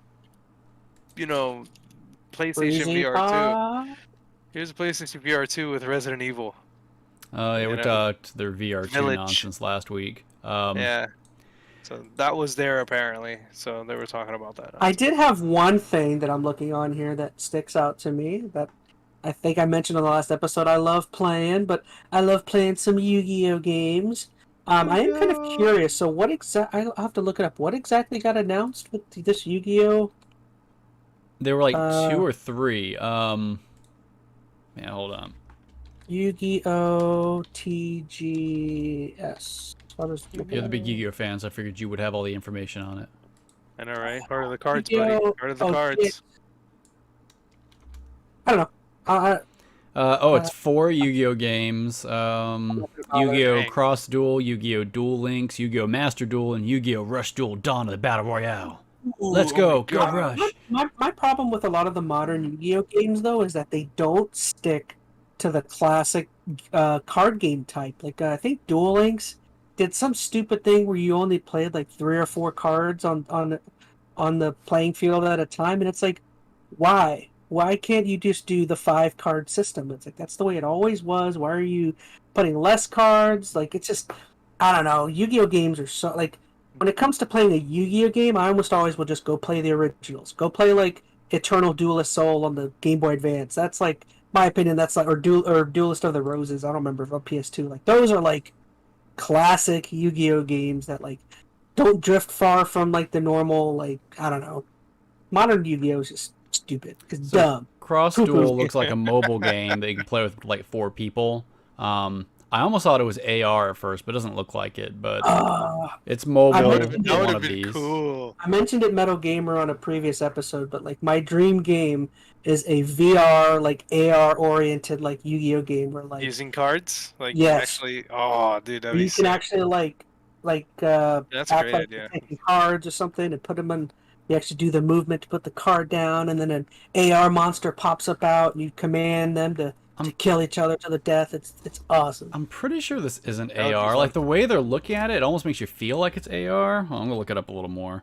Yu-Gi-Oh! Do it. Cross Which one is it? Duel. Cross Duel. Cross duel. I'll pull up the B-roll. Cross. Like I don't think it is. Like looking at the screen caps they have, but I don't know. Just the I don't know. I guess it's already out. I'm just pulling up random people's YouTube videos. I don't know. Yeah, I don't It's think all- it is. Random YouTube videos. Who are you? It's Broad. It's Brada's HD. This is his video. Kaiba. You're going down, Yugi. That's not AR. You lied to me. I don't know what- Well, I said I don't know. Like the way they were walking I around know, in the I know. promo videos, it looked like they were walking outside and they're going to like put their phones on the table, and it looked like they were setting up Oh, for an no. AR game. You're gonna be my another B. phone game. We're doing another Pokemon Go. Is that what's going on? Oh, they have other AR. They have the Pikmin AR coming out. So Oh gonna- yeah. Take this knife and stab you, Yugi. What? That's what Kaiba All should right, have then. done. Okie doke. I think that's it for me as far as game shows. that's concerned. really Yeah. it for me too. I mean, we talked about some of it last week. I mean, I know Konami had a few announcements. I mean, the Yu-Gi-Oh and the Yeah, Suikoden Street Fighter. remasters. Well, Konami's not Street Fighter. I mean, I'm that's sorry. Capcom. That's Capcom. Sorry about that. No, it's fine. But I'm sorry to. No. Yeah, I mean, I think I don't want to say it was an underwhelming show. I think it really depends on what you wanted out of this show. Like, if you are big, once again, to a lot of these Japanese developers, you knew kind of the games they were kind of putting out, and you wanted more details, this was probably a really exciting show for you. But once again, if you were looking for revelations or brand new game reveals, this was very light on that. It definitely felt like more just kind of showing you more in-depth looks into stuff you had already known about, stuff you're anticipating. Which is all good. I guess there is two more things that I threw on my notes I totally forgot about just to mention. They did announce at this event that Yakuza is now no longer the running title for that franchise. Now it's all just like a Dragon is their new like rebranding that they're going to be going with. Isn't that the name they've used in Japan for like ever? Yakuza was the state's Maybe. name, or the Western Maybe. release. But they just said they're going to start doing that now. So I guess they're doing I that. could be wrong. You can fact check me on if you're listening. I'm pretty sure it's always been Like a Dragon or something similar in Japan. Western markets got the Yakuza title, so now that there's enough popularity across the board, I think they're wanting to normalize the naming. So everybody just uses Like a Dragon, which, yeah. I like Yakuza. Yeah. But I don't know. It seems like Yakuza it. sounds cool. It's a cool word. But I can understand why, like, over there they might be like, why are we using this name of something we don't want to support? Maybe or something. I don't know. If there is any remnants of Yakuza, I don't know if that's still a thing over there. Shh, they're listening. They hear my door get kicked down. And then I guess one other thing is a demo for Wolong Fallen Dynasty came out, which if you're a Souls-like person and you want more Souls-like, then I've heard that this is the game for you. If you want like a Neo 2 or Neo 3 or whatever. Def. Not my type of game, but I heard it's a pretty popular demo. All right, so I think that's it. It seems like you guys had everything you wanted to say there. So we're going to move on to some of these spicy news that came out this week from some very interesting places. But I had this second major topic dubbed "Twitch is on fire." So again, I have a lot of notes here. I'm not going to go through absolutely everything, but anything that if you guys feel like you need more context on, I'll try and answer it, because I've actually been listening to a lot of podcasts as to what exactly is happening basically over at Twitch. But I guess the largest news that came out basically is over the week, just a few days ago, Twitch announced that it is going to be essentially banning on October 18th. They're going to be banning all of the streaming of slots, roulette, and dice games that involve real betting money. I don't know if you guys want it, but I do have Twitch's official announcement here. Again, I already have some of the notes. I won't go through everything. But basically, this all kind of revolves around mainly this Twitch streamer named Sliker, who confessed to scamming his followers and fellow streamers out of around $300,000 to pay his gambling expenses, because what a lot of these streamers technically are doing in the background is they secret their. All of this is alleged. All of this is alleged. I'm just saying, but I don't. But essentially, he had a deal with Stake, and basically, they're getting paid to basically run ads by playing these games 24/7, because people watch and they think, oh, you can win, and you never win when it comes to gambling. But Don't tell me that. I'm about to take a trip to Vegas, man. And come back a bazillionaire. You just wait. Well, I'm sure you will, if you're able to come back at all. If you can afford an airplane or an Uber or anything. But so he essentially, was able to finagle $300,000 away from his streamers and other, or people that watch his content. He used tales of frozen bank accounts and other similar stories to tell people, hey, if I'm in dire need, give me this money and I'll pay you back double in the next week or so. Yeah, that's crap. Whenever you do that, that's definitely not a good look for Twitch, because your people that are watching your content getting scammed generally isn't a good thing. But currently banned sites include Stake.com, Rollbit.com, DualBits, and Roobet.com. Twitch also promised that the list could include more. And essentially, this will pretty heavily affect, I would think, some of the largest revenue creators on the platform, because that's a very popular thing on Twitch, is a lot of this gambling. People like XQC, Trainwreck, Mizkif, and yes, even the rapper Drake has a huge Twitch platform where he's on there making ridiculous amounts of money from. I think Stake is the largest one. That's the most notable one. Here's my issue with it, and I haven't probably gone as in depth in researching this as you have, but from what I've seen, honestly, this all seems a little disingenuous from Twitch. Oh no, yeah, Twitch is super shady. Well, here's the thing. So yes, I get the public PR nightmare that these gambling scams are kind of producing, but Twitch makes a lot of money off that too, right? So for every little bit of income that these streamers get, Twitch is getting a certain percentage of it, which I know we'll get into that as a separate topic, but they are making buku bucks off this as well. Well, to just to add on the what's his name, Trainwreck, one of the largest ones. He actually on stream, once again, I'll say alleged because I don't want anyone coming at me. I'm throwing a legend in front of everything I say. But basically, on a stream, he was caught giving money to Twitch employees for giving him money because they're basically the ones that are funding their gambling streams. As you know, and even if you take that, alleged interaction out of it, like they are bringing in a crap load of viewers to watch these streams. That's turning directly into revenue for Twitch, so they are profiting off of this. And here's the thing that I think is crappy about it. So they're coming across like, oh, okay, we're gonna crack down and ban gambling. That's not what they're doing here. They picked like a handful of sites to be like, you can't go to these sites. All it takes, and I think a couple of these companies already have, change the domain so it's a licensed site within the states, and they can keep going. Like, if Twitch really was serious about this, they wouldn't be blacklisting sites. They would be whitelisting the sites that they actually approve of.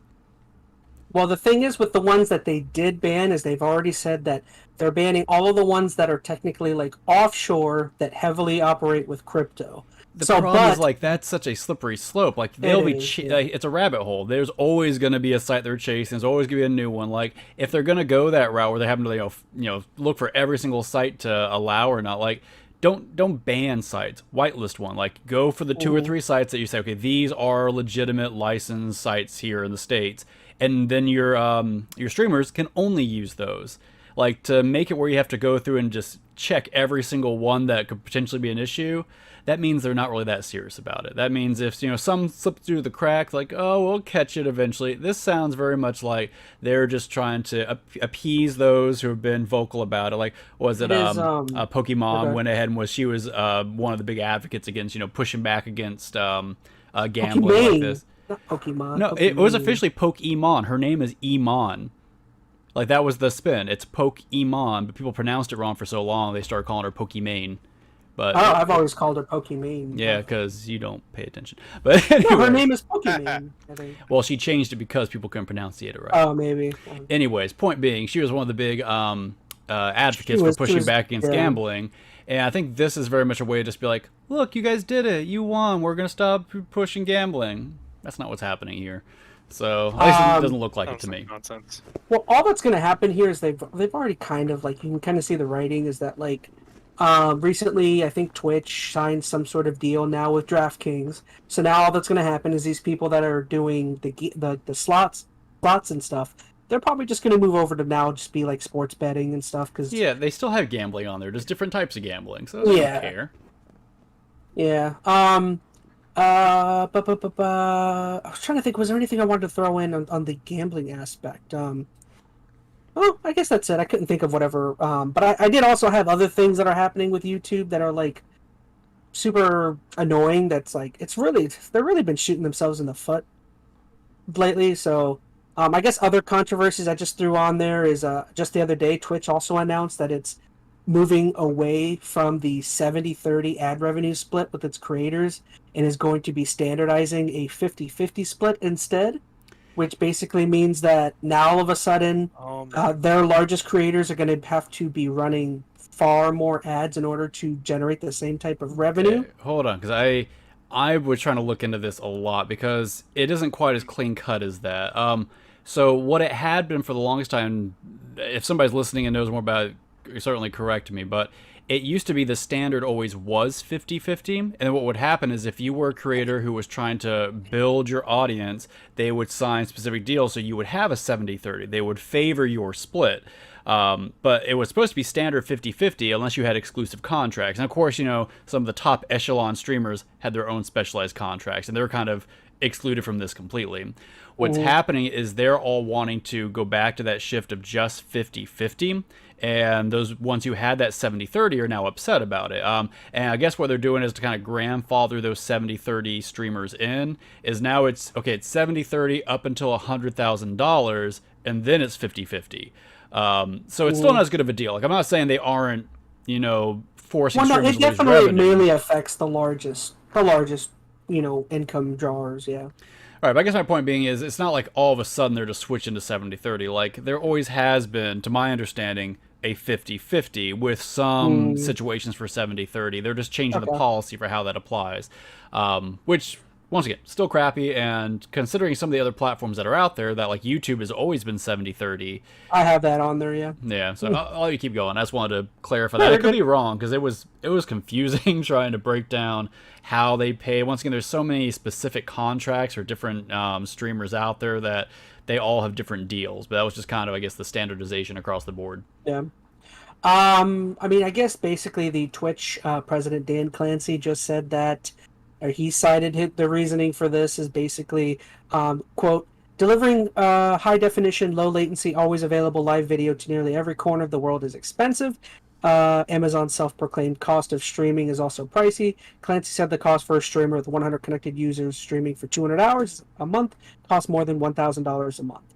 So it's, I don't know, it just sounds like basic, hey, doing this isn't cheap, type stuff. Yeah. And like you said, I have it here in big red words. Yeah, YouTube utilizes a 70/30 ad split with its creators. So, I mean, it's hard to say the cost thing, and I was trying to read one way or the other. Like, that could very much be true. I mean, so Amazon, they're a sister company, they own Twitch, but that doesn't mean that Twitch doesn't still have to pay for the services that it runs under. Now, technically, them being an Amazon company, I don't know if it's cheaper necessarily, but the catch is if they can't be under fair market value or fair market rate, because then there's tax issues. So I don't. It's a really weird situation. Like, if they are trying to go cheaper on the cost, and they run into not tax evasion issues, but they get hit from different areas, so they lose money in other ways, or they pay the fair rate for the service, but then they lose money for trying to sustain the service. So I'm not saying it's not more costly. I think the issue here is the optics. You have a major platform like YouTube as a competitor that they're not bothered by that. They're sticking with the 70/30. Now, granted, they are not the major streaming platform for most streamers, but there's an opportunity here that they could be. I think that's probably the bigger issue here is Twitch is now coming under fire for a lot of things. All at once. Yeah. There's another platform out there. And honestly, this would be a time for maybe another platform. But now, as I say that, it's not like other companies haven't tried. You had Mixer for a while try to... Well, YouTube has been really going out and stealing a lot of Twitch's. They've been signing a lot of deals lately. They've got the biggest chance. I think the biggest issue with YouTube is just the way the YouTube site's structured for this kind of thing. Like, I think it's harder to find streamers on YouTube. Like, the way they curate their channels and their categories is a little trickier.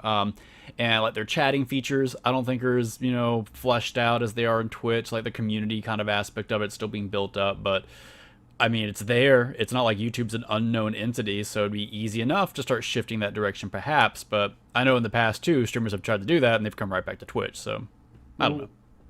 But yeah, there's so many, like, before I keep going on, there's, like, right off the top of my head, there's so many problems that Twitch has had. I know a lot of things people were criticizing was there was a Twitch streamer, a girl just a few weeks ago who got banned for having SEX live on stream, and that became a whole thing because she was only banned for like 7 days, and there were people citing hypocrisy because they're like, well, what about this other streamer that just said the word cracker and he gets Hassan Piker gets banned for weeks, and it's Jadion, I think.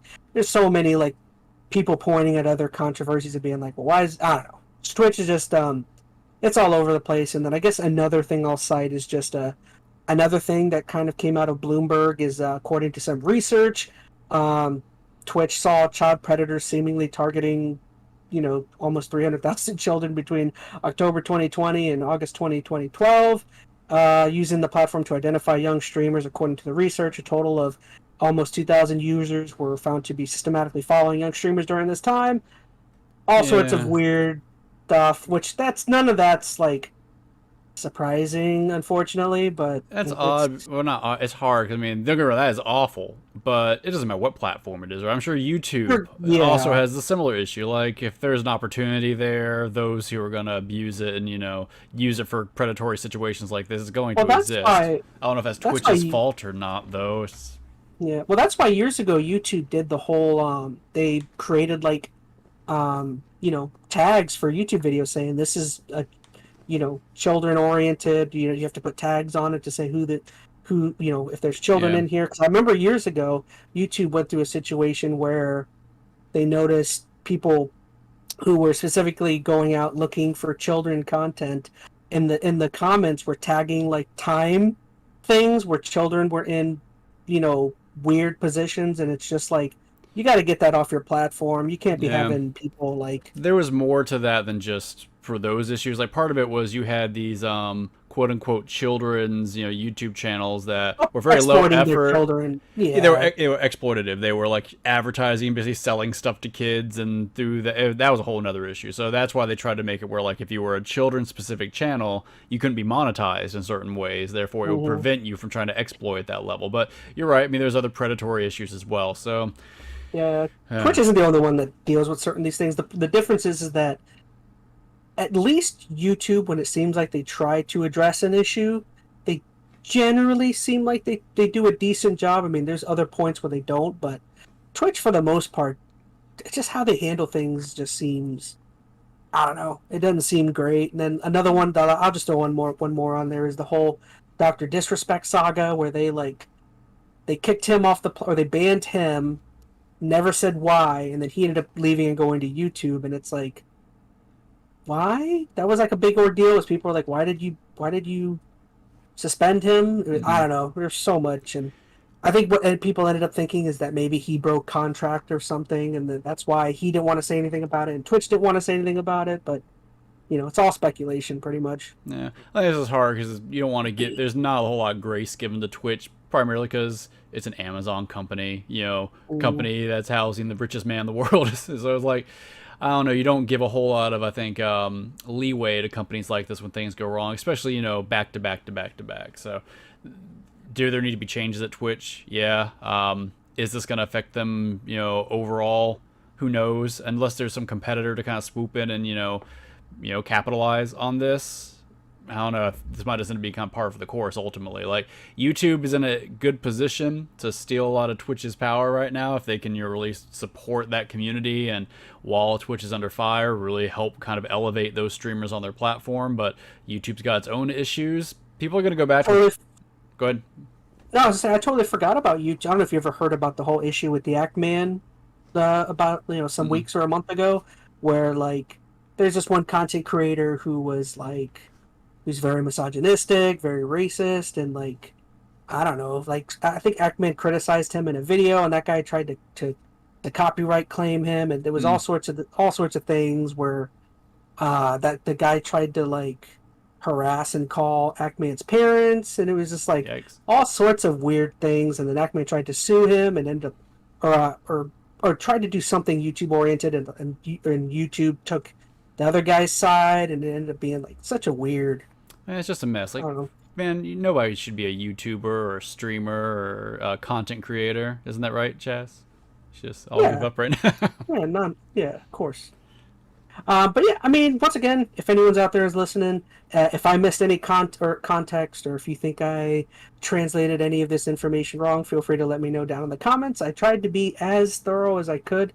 Once again, I listen to a lot of podcasts while I'm at work. That's all I can do basically at work. So this is basically the content I'm listening to every day. So you were kind of quiet, gamer. Was there anything you had to say? I just think it's a lot of drama and bullcrap. I'm okay. It's just funny to listen to and watch. Yeah, it's probably not something we needed to talk about, but since I'm a streamer technically on YouTube, I mean, yeah.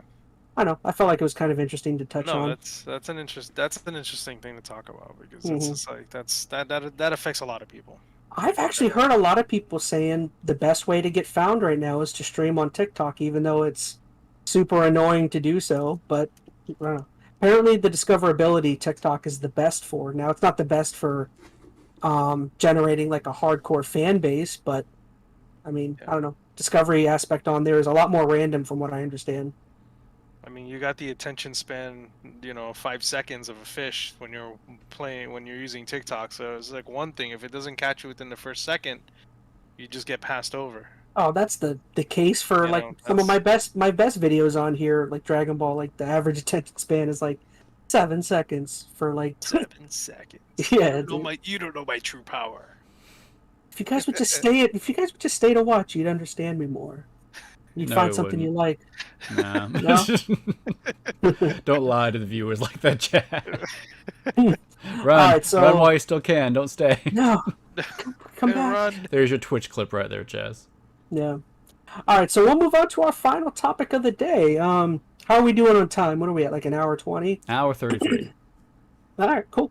So yeah, well, we got one more topic left, and this is probably the largest in the gaming news, I guess, the largest kind of thing that kind of happened. But basically, a user on the GTA forums earlier this week dumped nearly 100 videos, and I don't think it was just videos; it was like images and coding and all sorts of other things for the game. But essentially, GTA 6 got leaked in all sorts of ways. Um, yeah, basically, it showed like a lot of developmental footage. Um, Basically, just kind of circulating all sorts all around the internet. The videos were unfinished textures, models all over the place, coding in real time across many platforms, and I don't know.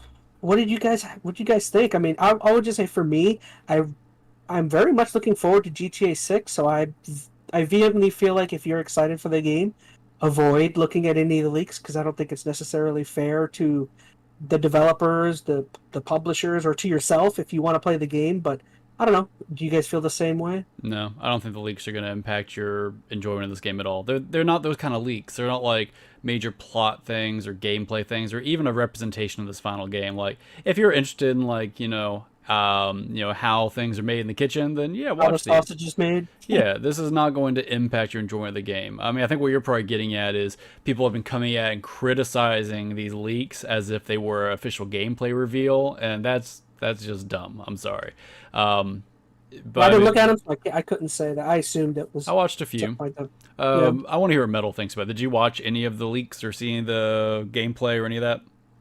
Oh, I'm watching it right now, and it makes me He's watching it right it kind of makes me laugh, to be honest with you, because like Is it like super basic walking animations and stuff? Some of it? yeah, I mean this is what you call not even beta. Oh yeah, You know, no, like this that's is not even out. early Like dev this is all stuff. early stuff. Like Like, at the end of the day, it's like anything else. It's like, hey, here's Metroid Prime 4. By the way, this is what it might look like. It has nothing to do with it later down the line. this is why you haven't seen stuff from Metroid Prime 4 though, because this is what it looks like right now. It's Yeah, it's like there's one here of a girl, and it shows the Unreal 4 whoa. checkered background. Well, there's a girl in the game. Oh What? no. And that's no, like you- that's the stuff you can glean from this. Like if you're looking for actual Yeah. game information, I think the stuff that's confirmed is one, they're going back to Vice City, which yay, There's a I'm all girl. about Vice City. And there's they're a girl main character. Or So the something. girl well, there's with two. They're jeans. doing a Bonnie and Clyde kind of thing. There's a guy character Oh, and a girl character. So that was the rumor. So it's not like this is like new information. It's confirming some rumored stuff potentially. But that's about it. You can't judge this based upon the graphics because the graphics are unfinished. A lot of people were coming at this like people were judging these graphics, be like, "Oh, if the game looks like this now, this far in development, this is the final product. This is what you guys are gonna get." And then did you see that a lot of developers were coming out, be like, yeah, sure," and they were then just giving basically undone footage of their games, like Uncharted 4 got shown in like a pre-early What? stage, Oh, and a that's bunch of funny. others are like, "Yeah, you guys." Hilarious. They're basically just blasting this guy on Twitter or wherever he was for his comment, just be like, "Yeah, you're dumb. Graphics are like one of the last things we finalize." So, I mean, what I do like about this, I like game dev. I know Metal does too. So I like seeing the behind the scenes stuff, like some of the stuff they're doing in the engine, how they're tracking things, how some of their systems work, and you saw a lot of that in this footage, like how fairly minor interactions between characters. You see like the dialogue systems and like all the animations getting loaded in, which I think from a mechanical standpoint is fun. Now, what does this mean, and how does Rockstar feel about this information getting out? That's a whole another ball game. But I enjoyed Well, seeing the leaks good thing you mentioned it because I do have a message here from Rockstar where they were acknowledging directly to you. what They're happened. like, "ChazmaN, make sure this information gets out. Yeah, yep. They said we'll Your audience is pay you- crucial to make sure that we we get this thing under wraps." We'll pay you $5. We want you to put the message out this way. $5. Yeah, they gave me $5. They said we recently suffered a network intrusion in which an unauthorized third party illegally accessed and downloaded confidential information from our systems, including early development footage for the GTA game. At this time, we do not anticipate any disruption to our live services nor any long-term effect on the development of our ongoing projects. So basically, they were just saying, yeah, it happened. Okay, we're still going on. You know, the ship's still going. Now, do you believe that?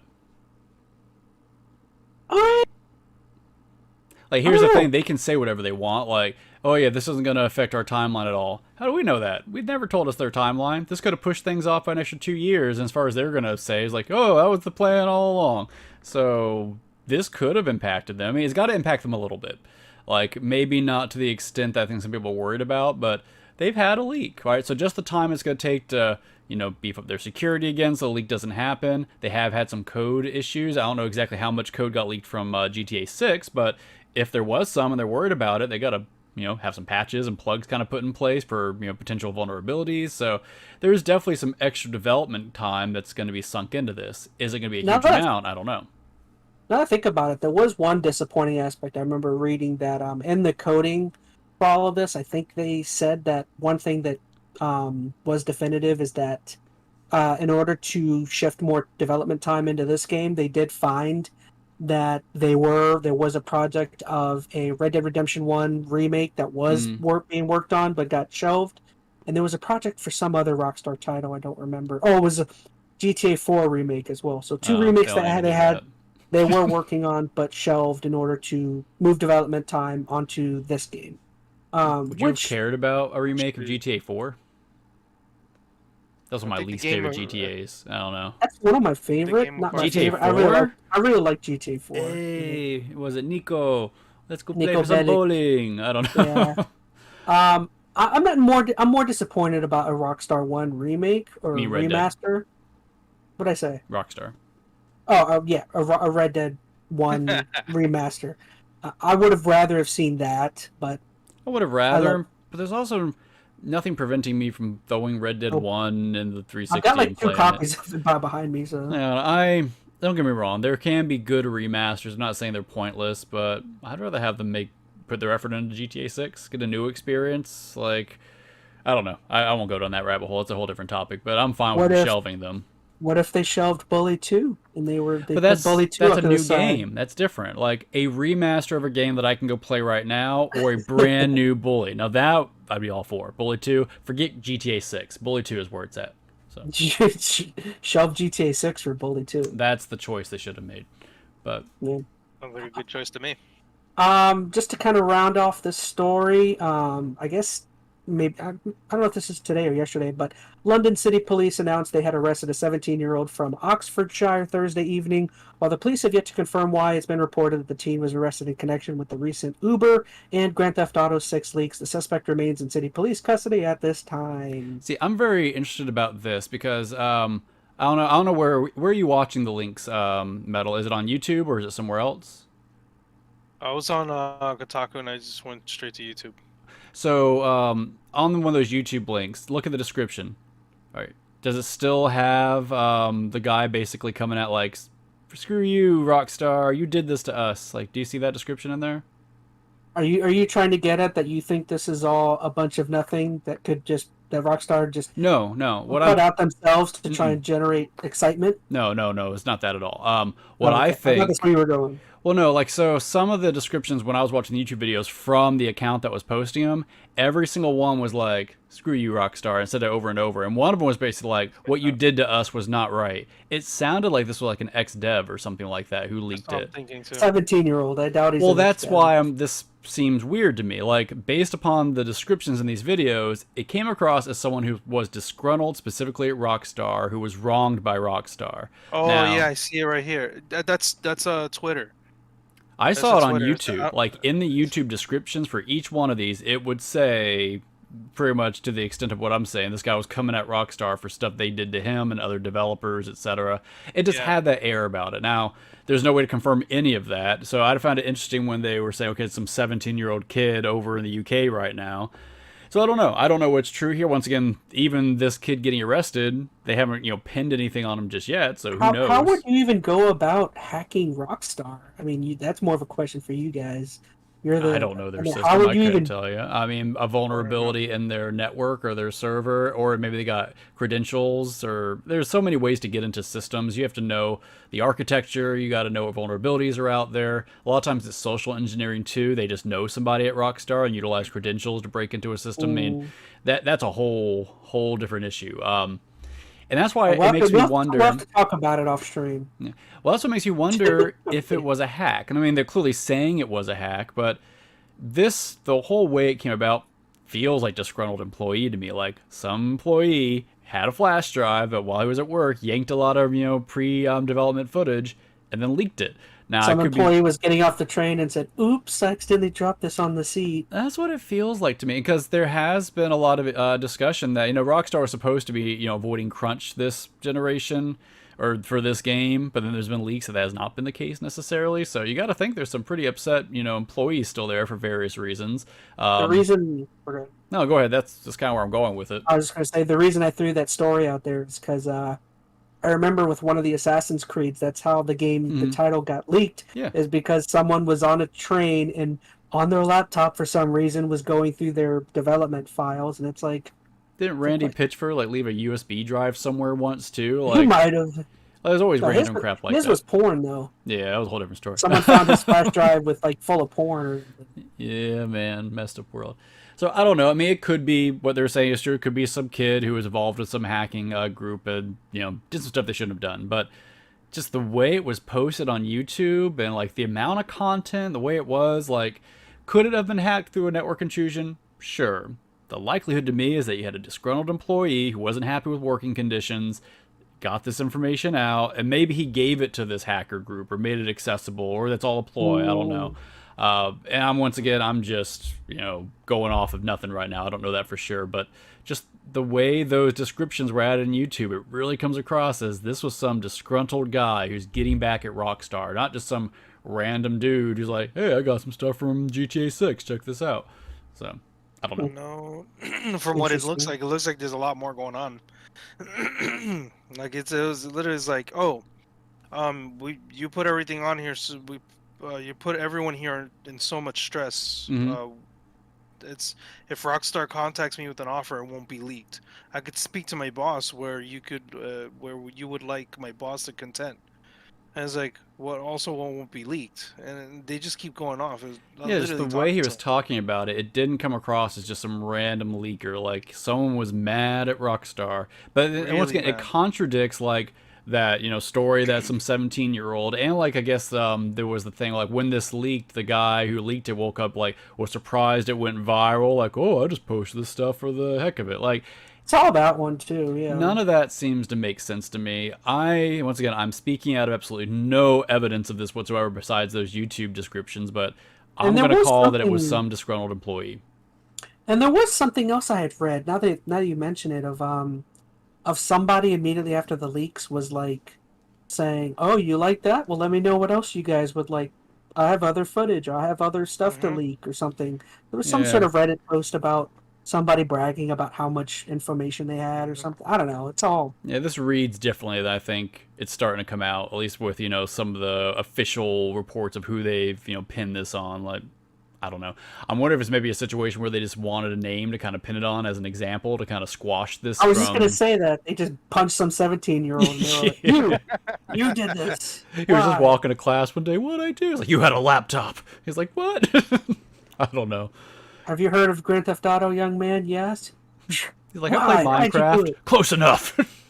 It's like they have the young man at a table, and the good cop the bad cop puts the light in his face, and the good cop's patting him on the back. Mm-hmm. It's okay. Everything will be fine. Just slide some chocolate milk over to him. Here, have some of this. Have some milk. No, you're not supposed to have that. Just knocks it out of the screen. Splashes the milk in his face. You know what you did. Whack. So, I guess I'll just kind of wrap it. I enjoyed looking at the content from a game dev standpoint. I honestly love it. What I liked about this too was I said this actually, throughout all this nonsense, actually cued other developers to release cool behind the scenes footage, like the Uncharted stuff. You had there was another really cool one. For Control. They show pre or early dev footage of Control, where they have just because you can control you can take up objects and throw them. They had these giant boxes that just said "throw me" on them inside of the dev engine.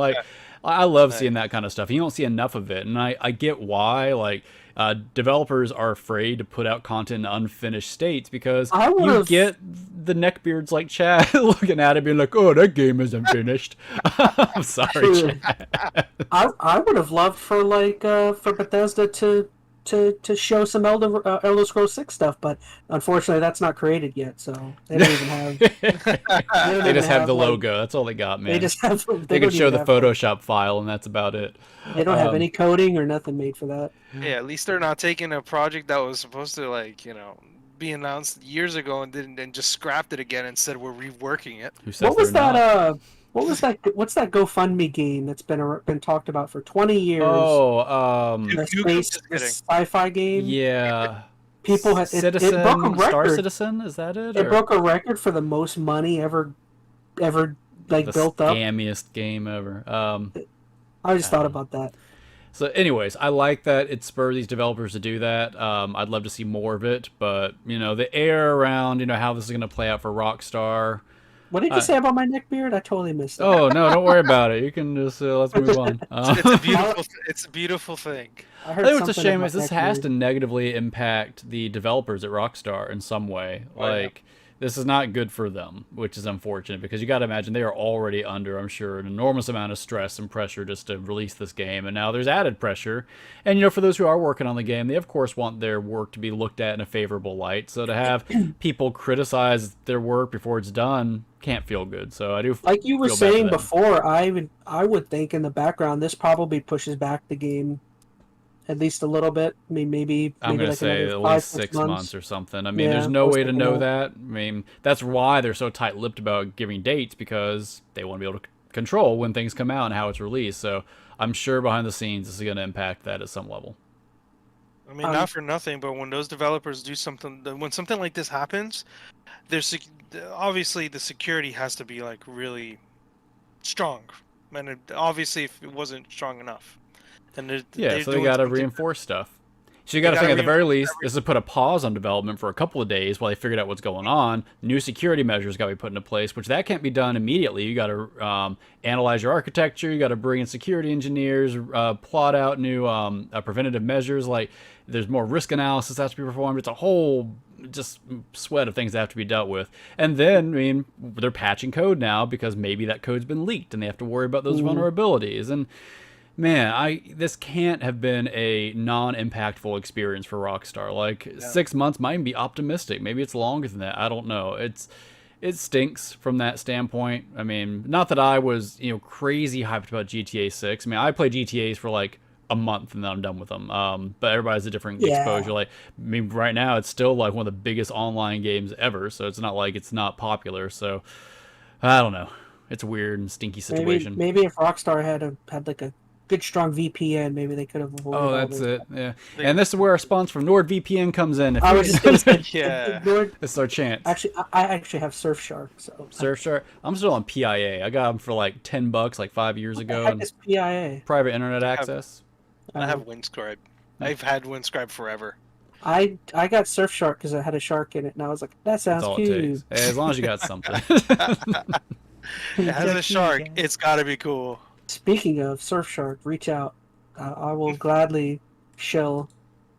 So yeah, I guess that wraps up all of our major topics. I guess just to kind of throw it out there, I mean, me, Phoenix, and MetalGamer were talking about possibly changing up the podcast, I guess, kind of framework a little bit. It's something that throughout the week we will definitely talk about. But yeah, I mean, Phoenix, you wanted to start talking about maybe more of our collections type stuff? I just wanted to diversify maybe a little bit. I mean, I know we do a lot of like news related topics, and every once in a while we get on like, you know, some media stuff, some movies and TV shows. I'm not saying that we should, you know, veer off completely from that, but all three of us are collectors for video game nonsense in various capacities. So maybe it'll be a good time to kind of check out some of that, talk about some collection focused topics. What else were we talking about? Oh, maybe bring some anime in, because I know you've got a bit of an anime following. So if you're listening and you have suggestions for anime you'd like us to rant about, or, you know, collection topics you think might be interesting, those are definitely things we find of interest. So let us know.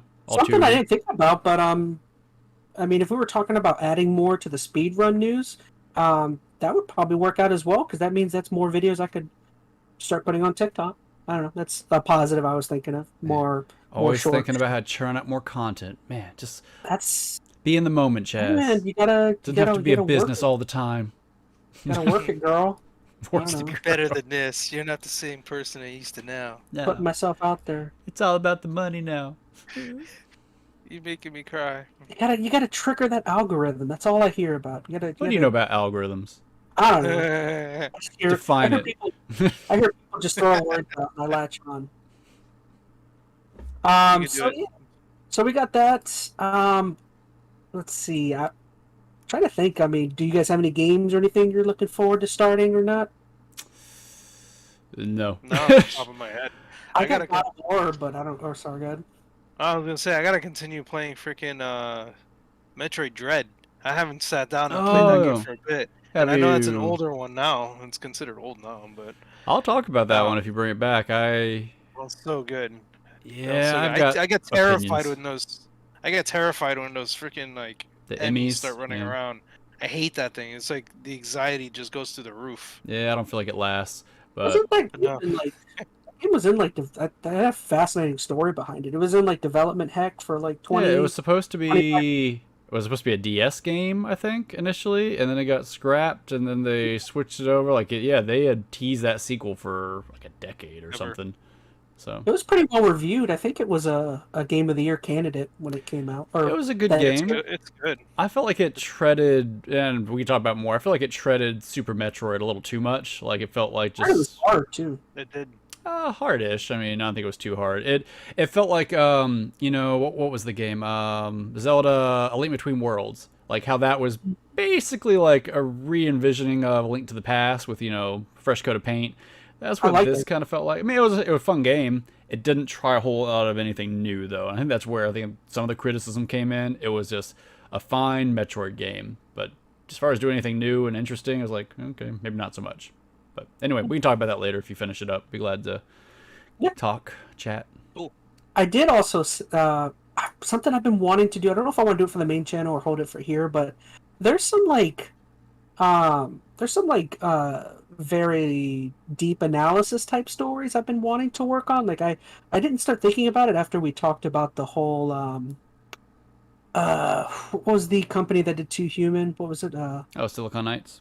Yeah, I thought it might be fun. Not anytime soon, but like I would like to periodically maybe do some like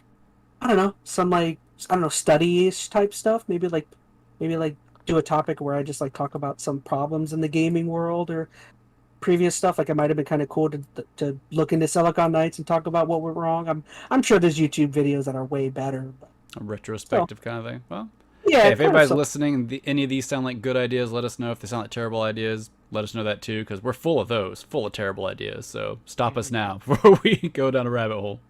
Yeah, that's part of my problem as a content creator. Is I have all these different ideas and I keep starting new things. I need to start focusing in on a couple things maybe. But all right, well anything else you guys had to say?